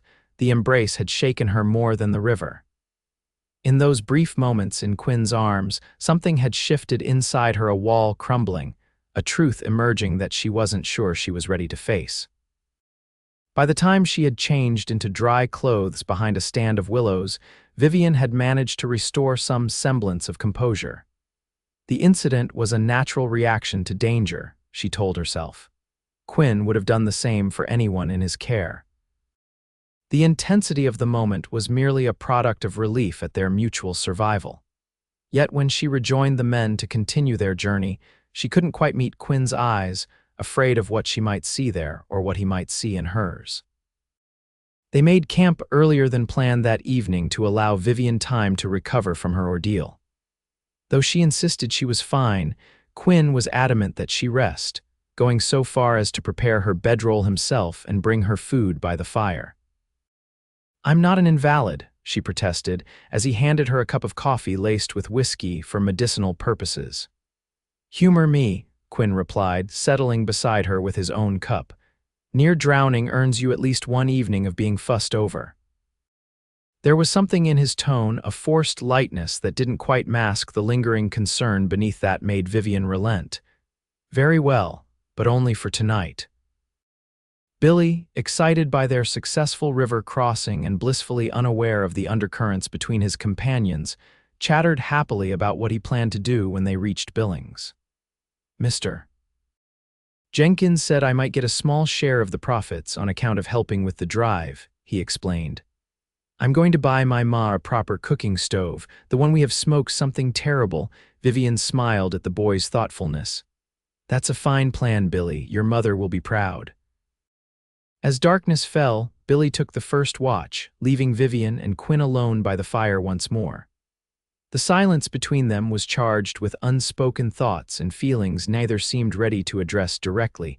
Finally, Quinn spoke, his eyes on the flames rather than on her. When I saw you go into that river today, I felt something I haven't allowed myself to feel in a very long time. Vivian's heart quickened. What was that? Fear, he admitted quietly. Not just concern for someone in my care, but genuine fear that I might lose someone. He hesitated. Someone important to me. The simple statement hung in the air between them, its implications vast and complicated. Vivian stared at his profile, gilded by firelight, and felt a corresponding truth rising within her, one she had been fighting since their first meeting. I've spent 3 years convincing myself that caring for someone only leads to pain, she said finally. After Charles left me at that train station, I swore I'd never give anyone that power over me again. Quinn turned to look at her then, his expression softening. The man who abandoned you, he's the reason you believe love is a lie. It wasn't a question, but Vivian nodded anyway. He promised me everything, then disappeared when a better prospect came along. I was convenient, nothing more. He was a fool, Quinn said with such conviction that Vivian blinked in surprise. Any man who could walk away from you doesn't deserve a moment's thought, let alone years of your distrust. It's not that simple, Vivian protested. It's not just about him. It's about protecting myself from being vulnerable again. Quinn's gaze was steady, penetrating. And has it worked? This armor you've built, has it made you happy? The question struck at the heart of the matter. Had her self-imposed isolation brought her happiness? Security, perhaps? Predictability, certainly, but happiness? No, she admitted softly, but it's kept me safe. Safe isn't the same as alive, Quinn observed, reaching out to take her hand in his. His touch was gentle but firm, his calloused palm warm against her still chilled fingers. Vivian, I'm not asking for promises. I'm not even sure what I'm asking for, except perhaps a chance. A chance for what? Vivian whispered, though she feared she already knew the answer and feared even more the way her heart leaped at the possibility. A chance to show you that not every man will disappoint you, that some promises are kept. His thumb traced circles on her palm, sending shivers up her arm that had nothing to do with her earlier immersion in the river. A chance to see where this might lead, if we're both brave enough to find out. Vivian looked into his eyes, searching for any sign of insincerity or manipulation. She found only earnestness and a vulnerability that matched her own. I'm leaving after Billings, she reminded him, though the words lacked conviction even to her own ears. Once the cattle are sold and the immediate debts paid, I'm still planning to sell the ranch. Quinn nodded slowly. If that's what you truly want, I won't try to change your mind. But I'm asking you to be honest with yourself about what you want, not what you think is safe or practical or expected, but what would make you happy. The question resonated in places Vivian had long kept locked away. What did she want? The security of her teaching position in Denver. The familiarity of the ranch where she'd grown up. Or something else entirely, something she was only beginning to envision. I don't know, she confessed. I thought I did, but now everything feels uncertain. Quinn smiled slightly. Uncertainty isn't always bad. Sometimes it means you're growing, changing, becoming more than you were. His words echoed in Vivian's mind as they finally retired for the night, the question of what she truly wanted following her into restless dreams where rivers rushed and strong arms held her safe against the current. The final day of their journey to Billings dawned clear and bright, as if nature itself was celebrating their imminent success. The cattle moved at a steady pace through increasingly settled country, passing occasional farms and ranches as they approached the growing town. By mid-morning, the buildings of Billings were visible in the distance, a collection of wooden structures nestled beside the Yellowstone River. with the Northern Pacific Railroad tracks cutting through the heart of the settlement. The sight brought a surge of mixed emotions for Vivian triumph at having completed their journey against considerable odds, but also a strange reluctance as she realized their shared adventure was drawing to a close. Quinn rode beside her as they approached the town, his expression thoughtful. "My buyer will meet us at the stockyards on the east side of town," he explained. "His name is Richardson, owns a meat packing business in Helena. He's prepared to pay cash on delivery." Vivian nodded, trying to focus on the practical matters at hand rather than the growing certainty that she was approaching a crossroads in more ways than one. "And after the sale, what then? We pay off Thornton's most pressing notes, then take the remaining cattle back to the ranch." Quinn glanced at her. "Unless you'd prefer to stay in Billings while Billy and I handle the return journey." The thought of parting from Quinn so soon sent an unexpected pang through Vivian's chest. "No," she said quickly. "I'll return with you. The ranch is still my responsibility." Something like relief flickered across Quinn's features before he nodded and returned his attention to guiding the herd toward the stockyards. Vivian found herself studying his profile, wondering when exactly this man had become so important to her that the thought of separation, even temporary, could cause such distress. The transaction at the stockyards went more smoothly than Vivian had dared hope. Richardson, a portly man with shrewd eyes and a businessman's handshake, inspected the cattle with obvious approval. "Prime animals, just as you promised, Blackwood," he commented, circling a particularly impressive steer. "You've brought them through in excellent condition considering the journey." The price he offered exceeded Quinn's estimate by nearly 15%, enough to pay off Thornton's most urgent notes with money to spare. As Richardson counted out cash into Quinn's weathered hands, Vivian felt a weight lifting from her shoulders. Whatever she decided about the ranch's future, at least now she would be making that decision freely, not under the duress of imminent foreclosure. Their business concluded, Quinn suggested they find lodging for the night before beginning the return journey the following morning. "There's a decent hotel on 2nd Street, he told Vivian as they left the stockyards. "Nothing fancy, but clean and respectable." Billy, flush with his share of the profits, asked permission to visit the general store before joining them at the hotel. "I want to order that stove for Ma," he explained excitedly. "They can ship it direct to Clearwater." With the boy gone on his errand, Vivian and Quinn made their way to the hotel in companionable silence. The streets of Billings were busy with afternoon traffic freight wagons, cowboys on horseback, ladies in fashionable dresses strolling between shops. After days on the trail, the bustle of even this relatively small town felt almost overwhelming. Strange, isn't it? Quinn remarked, seeming to read her thoughts. "How quickly you get used to open spaces and quiet." Vivian nodded, grateful for his understanding. "In Denver, I never noticed the noise, now it feels." She searched for the right word. Intrusive. The hotel was indeed clean and respectable, if simple. Quinn arranged for 2 rooms, one for Vivian and one to be shared by himself and Billy. As the clerk handed over the keys, he mentioned that the hotel's dining room served a proper supper with tablecloths and everything, starting at 6 o'clock. In her room, Vivian found herself confronting her reflection in the small mirror above the washstand. 5 days on the trail had left their mark. Her skin was sun-kissed despite her hat, her hands rougher than they had been. Her eyes somehow clearer and more alive than she remembered them being in recent years. She washed away the dust of travel and changed into the one good dress. She had packed a simple blue cotton that had traveled surprisingly well in her saddlebags. As she braided her hair and pinned it up in a more formal style than she'd bothered with on the trail, Vivian found herself wondering what Quinn would think of her more feminine appearance. The thought brought a flush to her cheeks. When had his opinion begun to matter so much? And what did that mean for the careful walls she'd built around her heart?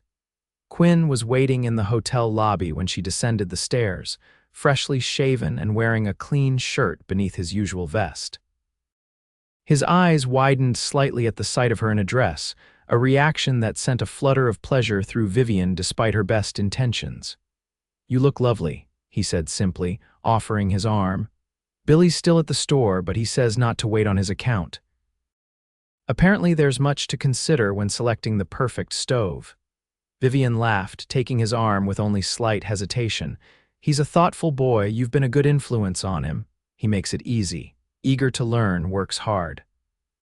Quinn led her into the dining room, where white tablecloths and actual glassware did indeed create an atmosphere of relative luxury after their campfire meals. "Reminds me a bit of myself at that age." Over supper beefsteak, potatoes, and fresh bread that tasted like ambrosia after trail rations, they talked easily about the journey they'd completed, the challenges they'd overcome, the moments that stood out in their shared experience. Vivian found herself laughing more than she had in years, relaxing into Quinn's company in a way that would have been unthinkable just a week earlier. As the meal concluded and they lingered over coffee, Quinn reached into his vest pocket and withdrew a small pouch. "I have something for you," he said, sliding it across the table. Vivian raised an eyebrow in surprise. "What's this? Open it and see." Inside the pouch, Vivian found a delicate silver pendant on a simple chain, a tiny, perfectly formed water lily, its petals capturing the lamplight with subtle gleams. "It's beautiful," she breathed, lifting it from the pouch. "But why, I saw it in the jeweler's window while you were checking into the hotel," Quinn explained. "It reminded me of you." Vivian looked up, puzzled. "I don't understand." Quinn's expression was earnest, almost vulnerable. "Water lilies grow in ponds and lakes, places that seem still on the surface but have currents moving beneath. They appear delicate but are actually remarkably resilient." His eyes held hers. "Like someone else I know." The thoughtfulness of the gift and the insight behind it touched Vivian deeply. "Thank you," she said softly. "Would you help me put it on?" Quinn moved to stand behind her chair, taking the necklace from her hands. Vivian lifted her hair as his fingers brushed the nape of her neck, fastening the clasp with surprising dexterity for such large hands. The simple intimacy of the moment, his breath warm against her skin, the gentleness of his touch sent a shiver down her spine that had nothing to do with the evening's chill. When he returned to his seat, Quinn's eyes lingered on the pendant now resting at the base of her throat. "Perfect," he said, his voice lower than before. The word seemed to encompass more than just the necklace, and Vivian felt heat rise to her cheeks under his appreciative gaze. This was dangerous territory, the realm of feelings she had sworn to avoid after Charles's betrayal. Yet sitting across from Quinn in the warm lamplight, those old fears seemed increasingly distant, like shadows retreating before dawn. "Quinn," she began, not entirely sure what she intended to say, but feeling the need to acknowledge the shifting ground between them. Before she could continue, Billy burst into the dining room, his freckled face alight with excitement. "Miss Morgan, Mr. Blackwood, you'll never believe who I just saw in town." Quinn's expression shifted to alertness. "Who, Mr. Thornton?" Billy exclaimed. "He's staying at the hotel across the street. I heard him telling the clerk he's meeting with cattle buyers tomorrow morning." Vivian and Quinn exchanged concerned glances. "Did he see you?" Quinn asked. Billy shook his head. "Don't think so. I was inside the store when he passed by the window." Quinn's jaw tightened. "This can't be coincidence. He must have gotten wind of our plans somehow." "But how?" Vivian wondered. "The only people who knew were at the ranch or in Clearwater." "Word travels," Quinn said grimly, "and Thornton has eyes and ears everywhere. The question is, what's he planning?" Vivian fingered the bank draft in her reticule, the proceeds from the cattle sale, enough to satisfy Thornton's most pressing claims against the ranch. "Perhaps we should confront him directly," she suggested. "Show him we have the money and settle the debt here and now." Quinn considered this, then shook his head. "Not yet. Let's find out what he's up to first. If he's meeting cattle buyers, there might be more to his scheme than we know." They agreed that Billy would return to the hotel room, while Quinn made discreet inquiries around town about Thornton's activities. Vivian, despite Quinn's initial objection, insisted on visiting the telegraph office to send a message to the bank in Clearwater, confirming the exact amount needed to satisfy Thornton's claims. We'll meet back at the hotel in 2 hours, Quinn decided. Be careful. If Thornton sees you, he'll know we've completed the sale. Vivian nodded, touching the water lily pendant at her throat almost unconsciously, a talisman of sorts against whatever complications Thornton's presence might bring. The evening that had begun so pleasantly had suddenly become tense with new uncertainty, but strangely, Vivian felt more determined than afraid. Whatever Thornton was planning, she would face it head-on with Quinn beside her. The realization that she now thought in terms of we rather than I wasn't lost on her. But there was no time to examine its implications as they dispersed on their separate errands. The telegraph office was about to close when Vivian arrived, but the operator agreed to send her message when she explained the urgency. The reply would not come until morning, however, leaving Vivian with time to kill before meeting Quinn back at the hotel. On impulse, she decided to walk past the hotel where Billy had spotted Thornton. Perhaps luck would allow her to observe the banker without being seen herself, giving her some insight into his plans. The Golden Eagle Hotel stood on the corner of Broadway and 28th Street, its facade more imposing than the modest establishment where Vivian and Quinn were staying. Through the large front windows, Vivian could see into the lobby where several men in business attire sat in leather chairs, smoking cigars and conversing in what appeared to be a serious discussion. Among them was Wesley Thornton, his thin face animated as he addressed the group.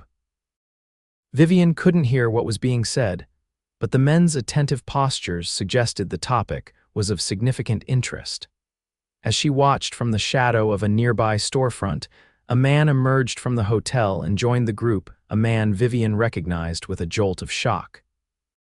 Charles Henley, the very man who had abandoned her at the Denver train station 3 years earlier, was shaking hands with Thornton as if they were old acquaintances. Vivian felt as if the ground had dropped away beneath her feet. Charles here in Billings, in league with Thornton. It seemed impossible, yet the evidence was before her eyes. What could it mean? She retreated hastily when the men appeared ready to leave the lobby, her mind racing with questions and implications. Had Charles been part of Thornton's scheme all along? Was his presence here related to the ranch, or was it merely a cruel coincidence? By the time she reached their hotel, Vivian's initial shock had hardened into cold anger. Charles Henley had no power to hurt her anymore. She had moved beyond that girlish heartbreak long ago. But his apparent connection to Thornton potentially complicated their current situation in ways she couldn't yet fathom. Quinn was waiting in the hotel lobby, his expression clearing from concern to relief when he saw her enter. "I was about to come looking for you," he said, rising to meet her. "You're pale. What happened?" Vivian glanced around the lobby, aware that public spaces might have ears. "Not here," she murmured. "Is Billy in your room?" Quinn nodded, leading her upstairs to where Billy waited, pacing with nervous energy. Once the door was closed behind them, Vivian related what she had seen at the Golden Eagle. "Charles Henley," Quinn repeated, his brow furrowing. "The man from Denver. You're certain it was him?" "Absolutely certain," Vivian confirmed. "I would know him anywhere." Quinn's expression darkened.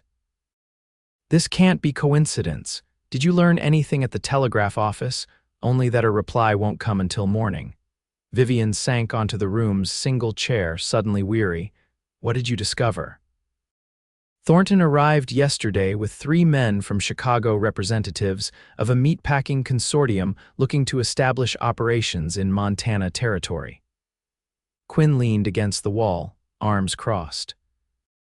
"The bartender at the saloon next door to the Golden Eagle says they've been in meetings all day, discussing water rights and cattle operations." "Water rights," Vivian repeated, the pieces beginning to connect. "He's trying to secure investors before he forecloses on our ranch. Probably promising them the water from our springs to support a larger operation." Billy, who had been listening intently, frowned in confusion. "But we have the money to stop the foreclosure now. Doesn't that ruin his plans?" "Only if he accepts payment," Quinn pointed out. "If he's already committed to these investors, he might try to claim some technicality to reject our payment." Vivian fingered the bank draft in her reticule. We need to make the payment official witnessed and documented so he can't deny it. She looked up at Quinn. And we need to do it before his meeting with the buyers tomorrow morning. Quinn nodded slowly. The bank opens at 8. We'll be waiting at the door. He turned to Billy. I want you to take the morning stage back to Clearwater tomorrow. If anything goes wrong here, Jenkins needs to know. Billy started to protest, but Quinn's firm expression silenced him. This isn't about adventure anymore, Billy. This is business, potentially ugly business. I need to know you're safely away from whatever happens. The young man finally nodded, though reluctantly. Yes, sir, I'll tell Mr. Jenkins everything. With their plan set, Vivian rose to return to her own room. Quinn accompanied her to the door, stepping into the hallway to speak privately. Are you all right? He asked softly. Seeing this Charles fellow must have been a shock. Vivian considered the question honestly. Strangely, yes, I am. 3 years ago, the sight of him would have devastated me. Now, she shrugged slightly. Now he seems almost irrelevant, a chapter that's closed. Quinn studied her face in the dim hallway light, his eyes warm with something that might have been pride. You're stronger than you give yourself credit for, Vivian Morgan. I've had good reminders of that strength recently, she replied, her hand rising unconsciously to touch the water lily pendant at her throat. Quinn's gaze followed the movement, lingering on the silver flower before returning to her eyes. Whatever happens tomorrow, I want you to know something, he said, his voice low and intent. These past days with you have been important to me, more than I can properly express. The sincerity in his words made Vivian's heart beat faster. They've been important to me too, she admitted, taking a step closer to him almost without realizing it. Quinn's hand rose to cup her cheek, his touch gentle as a whisper. Vivian, he murmured, her name a question and a plea all at once. She answered by closing the remaining distance between them, her hand coming to rest against his chest where she could feel the strong, steady beat of his heart. For a suspended moment they stood like that, poised on the edge of something profound and irrevocable.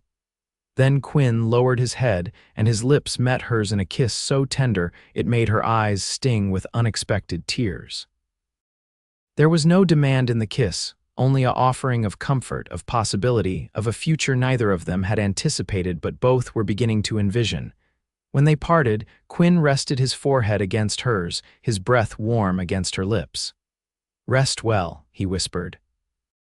Tomorrow will be a day for courage. Vivian nodded, reluctantly stepping back toward her door. Good night, Quinn. In her room, Vivian stood for a long time at the window, watching the stars above Billings and touching her lips where the warmth of Quinn's kiss still lingered. Tomorrow would indeed require courage not just to face Thornton and whatever scheme he had concocted, but to face the truth that had been growing in her heart since the moment she first saw Quinn Blackwood standing on her father's porch. She was falling in love with him.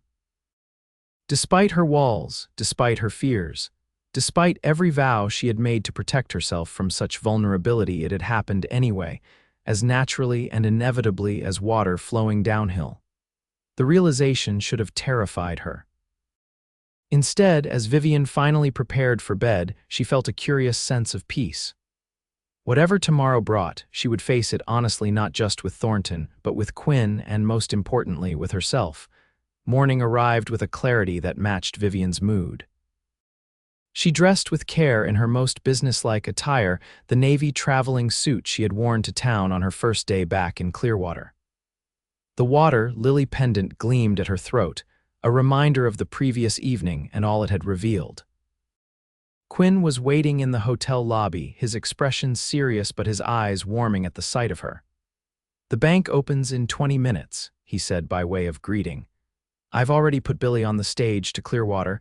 Vivian nodded, squaring her shoulders. Any sign of Thornton? Not yet, but I had the desk clerk at the Golden Eagle deliver a message that you wish to meet with him at the First Bank of Billings at 8:15 regarding an urgent matter concerning your father's property. You think he'll come? Quinn's mouth quirked in a humorless smile. Curiosity, if nothing else, will bring him. He'll want to know how we managed to raise the money. They walked to the bank in companionable silence, each absorbed in thoughts of the confrontation to come. As they waited for the doors to open, Vivian noticed a familiar figure approaching from the direction of the Golden Eagle, not Thornton, but Charles Henley, his expression registering shock as he recognized her. "Vivian," he called, quickening his pace. "Vivian Morgan, is that you?" Beside her, Quinn stiffened almost imperceptibly. Vivian placed a hand on his arm, a silent request for patience before turning to face her former fiancé. "Mr. Henley," she acknowledged coolly, "what a surprise to see you in Billings." Charles reached them, his handsome face arranged in an expression of delighted surprise that Vivian now recognized as entirely calculated. "I could say the same. What brings you so far from Denver?" "Family business," Vivian replied, making no move to offer her hand or any other gesture of familiarity. "My father passed away recently. I'm so sorry to hear that." Charles's sympathy sounded genuine, though Vivian knew better than to trust it. "Is there anything I can do to help?" Before Vivian could respond, Quinn stepped forward slightly. "Miss Morgan has matters well in hand, thank you." Charles's eyes narrowed as he assessed Quinn, taking in the weathered face, the capable hands, the protective stance. "And you are Quinn Blackwood, Miss Morgan's business partner." The simple declaration, spoken with quiet authority, sent a warm current through Vivian's veins. Not her employee, not her foreman, but her partner and equal standing beside her in this confrontation. Charles's smile tightened. "I see. Well, perhaps we could catch up later, Vivian." "For old time's sake." "I think not, Mr. Henley," Vivian replied evenly. "Our business here is quite pressing, and then we'll be returning to Clearwater immediately." "Clearwater?" Charles's surprise seemed genuine this time. "But I thought I had heard you were planning to sell your father's ranch and return to Denver." The slip confirmed Vivian's suspicions about Charles's connection to Thornton. "Your information is outdated," she said simply. "Now, if you'll excuse us, the bank is opening." She turned away, Quinn at her side, leaving Charles staring after them with an expression that mingled confusion and calculation. As they entered the bank, Vivian felt Quinn's hand briefly touch the small of her back, a gesture of support, and perhaps something more. "You handled that well," he murmured as they approached the teller's window. Vivian smiled slightly. "3 years ago, I couldn't have spoken 2 coherent words to him. Now he seems insignificant." The bank manager, a portly man named Harrison, greeted them with professional courtesy when the teller explained their business. "A matter of settling outstanding notes. Of course, please come to my office." As they followed him, the bank's doors opened again to admit Wesley Thornton, his thin face tightening at the sight of Vivian and Quinn being ushered into the manager's private domain. "Mr. Harrison," he called sharply. "A moment, if you please." Harrison paused, nodding politely. "Mr. Thornton." "We were just discussing some business regarding the Morgan property. Perhaps you'd care to join us." Thornton's eyes darted between Vivian and Quinn, clearly assessing the situation. "Indeed I would," he said finally, following them into the office. Once seated, Vivian wasted no time. "Mr. Harrison, I'm here to settle the outstanding notes held by Mr. Thornton against my father's estate. I believe the total amount due immediately is $2,347. Harrison raised his eyebrows, looking to Thornton for confirmation. The banker nodded stiffly. "That is correct," Thornton acknowledged. "However, there are certain conditions. The only condition is payment in full by the date specified in your last correspondence with my father," Vivian interrupted, removing the bank draft from her reticule and placing it on Harrison's desk. "This draft, drawn on the proceeds of a legitimate cattle sale completed yesterday, more than covers that amount." Harrison examined the draft, then looked up with a nod. "This appears to be in order, Miss Morgan. Once processed, this will indeed satisfy the immediate claims against your property."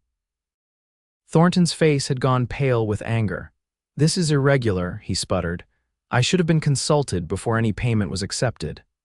"Why?" Quinn asked bluntly. "The debt is legitimate. The payment is legitimate. What possible objection could you have to receiving what you're owed?" "The timing is inconvenient," Thornton snapped. "I have other arrangements in progress that depend on." He stopped abruptly, seeming to realize he had said too much. Depend on foreclosing on my father's ranch, Vivian suggested coolly. Perhaps arrangements with certain Chicago investors who are interested in our water rights. Thornton's shocked expression confirmed her guess. How did you? It doesn't matter, Vivian cut him off. What matters is that my father's debts are being paid, and any plans you had for taking his property are now void. She turned to Harrison. I trust you'll provide documentation of this transaction for both our records. The bank manager nodded, clearly intrigued by the drama unfolding in his office but too professional to comment directly. Of course, Miss Morgan, the paperwork will be ready within the hour. Thornton rose abruptly, his composure cracking. This isn't over, he hissed. There are other notes coming due in the months ahead. You've only delayed the inevitable. Quinn stood as well, his height and quiet strength making Thornton take an involuntary step back. I suggest you reconsider any further schemes involving the Morgan property, Mr. Thornton. Miss Morgan has powerful allies now. The implied threat hung in the air as Thornton stormed out of the office, nearly colliding with Charles Henley, who had apparently been waiting in the bank's lobby. The two men conferred briefly, their expressions darkening as they glanced back at the manager's office before departing together. Harrison cleared his throat. Well, that was unusual. I take it there's some history between you and Mr. Thornton. A difference of opinion about the future of my father's ranch, Vivian replied diplomatically. Thank you for your assistance, Mr. Harrison. We'll return in an hour for the documentation. Outside the bank, in the bright morning sunshine, Quinn turned to Vivian with a smile that transformed his weathered face. You were magnificent, he said simply. Thornton never knew what hit him. Vivian laughed, feeling lighter than she had in years. We make a good team, Mr. Blackwood. That we do, Miss Morgan. Quinn offered his arm. Shall we celebrate with breakfast? We have an hour to kill before the paperwork is ready.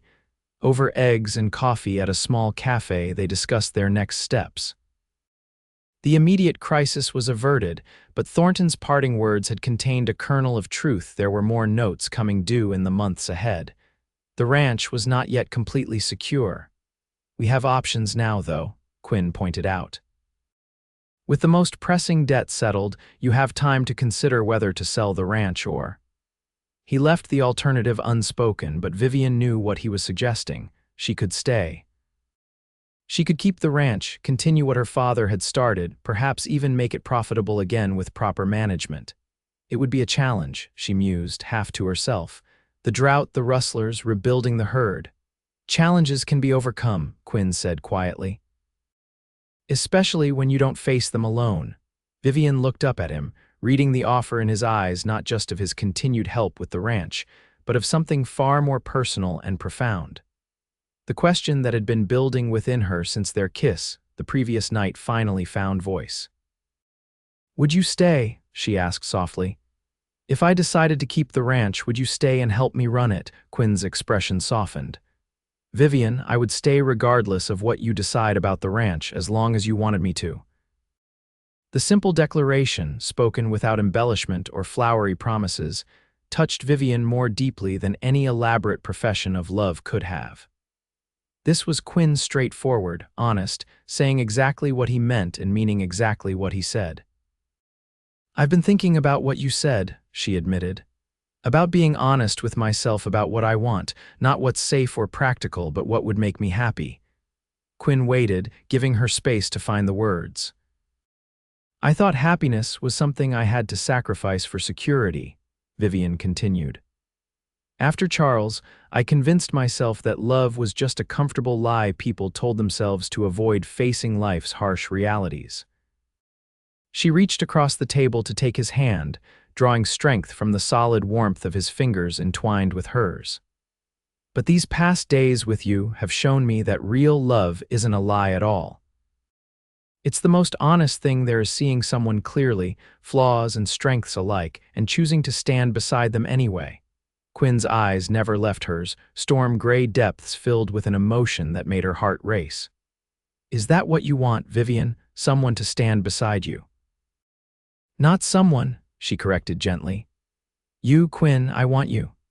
The words, once spoken, seemed to release something long confined within her, a capacity for joy she had forgotten she possessed, a willingness to risk that she had thought forever lost after Charles's betrayal. Quinn raised their joined hands to his lips, pressing a kiss to her knuckles with a reverence that brought tears to her eyes. "Then you have me," he promised.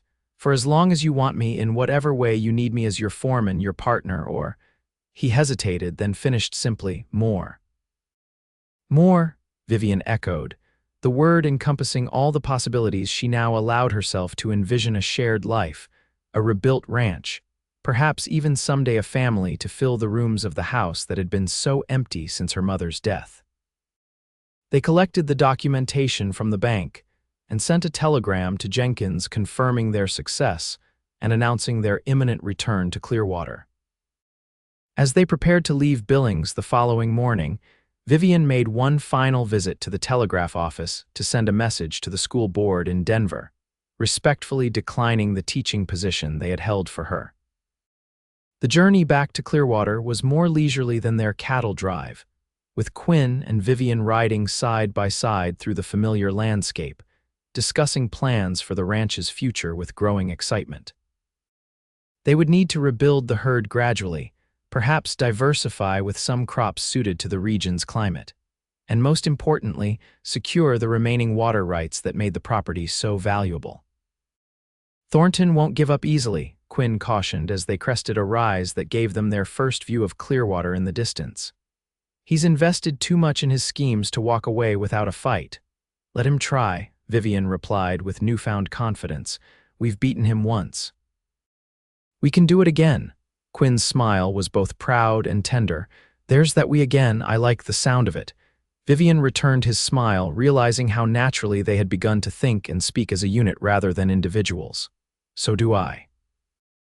Their arrival at the ranch was marked by a celebration that Jenkins had organized despite his still healing arm.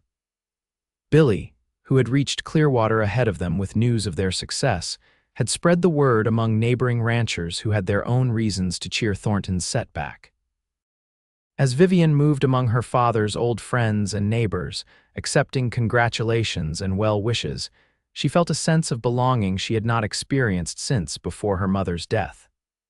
These people weren't just her father's community, they were hers too, if she chose to claim them. And she did choose, with a certainty that grew stronger with each passing day.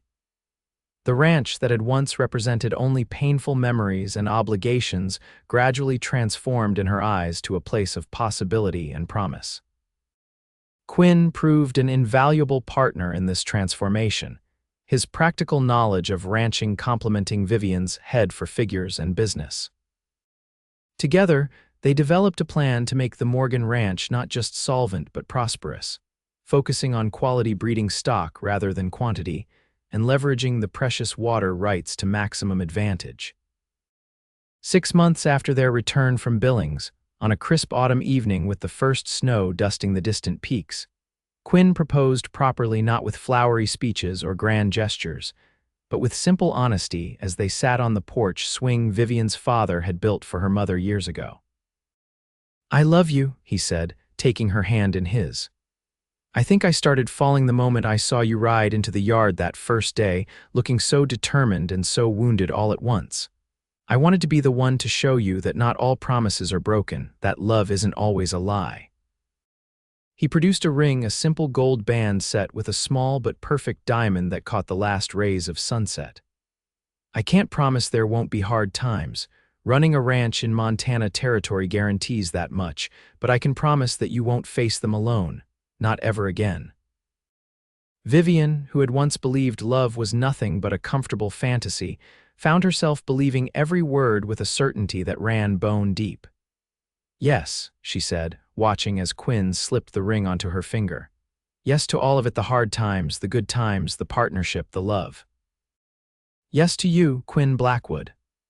They were married 2 weeks later in the small church in Clearwater, with Jenkins giving the bride away and Billy serving as best man, his freckled face solemn with the responsibility. The entire community turned out to witness the union of Vivian Morgan and the cowboy who had helped her save not just her father's ranch but her own capacity for trust and joy. Thornton made one final attempt to undermine them the following spring, filing a lawsuit claiming improper transfer of the water rights. But Vivian had been thorough in her legal preparations, and the suit was dismissed with a stern warning from the judge about frivolous litigation. As for Charles Henley, he appeared in Clearwater only once after the confrontation in Billings, presumably to assess whether there might still be some advantage to be gained from his former connection to Vivian. The sight of her happily working alongside Quinn in the ranch yard, her pregnancy just beginning to show beneath her practical work clothes, was apparently enough to convince him that whatever scheme he and Thornton had concocted was truly finished. Over the years that followed, the Morgan Blackwood Ranch, as it came to be known, prospered beyond even Vivian and Quinn's optimistic projections.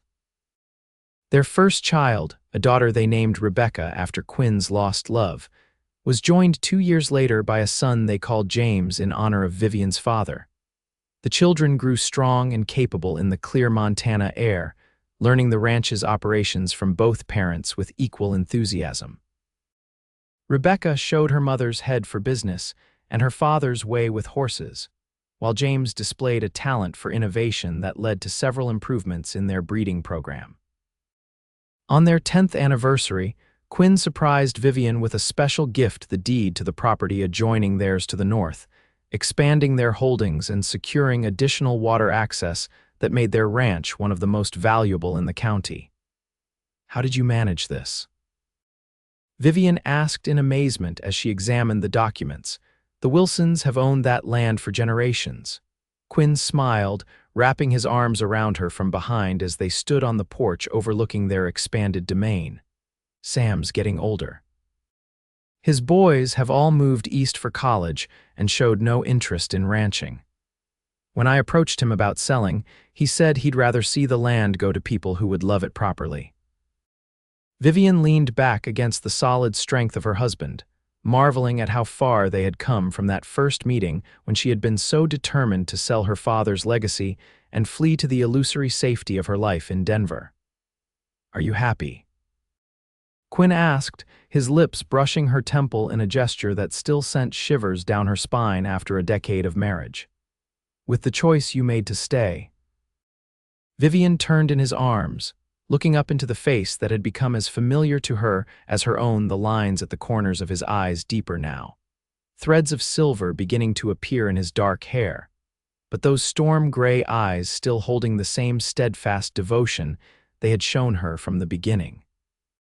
"Happier than I ever believed possible," she answered truthfully. "You proved every word true, Quinn Blackwood."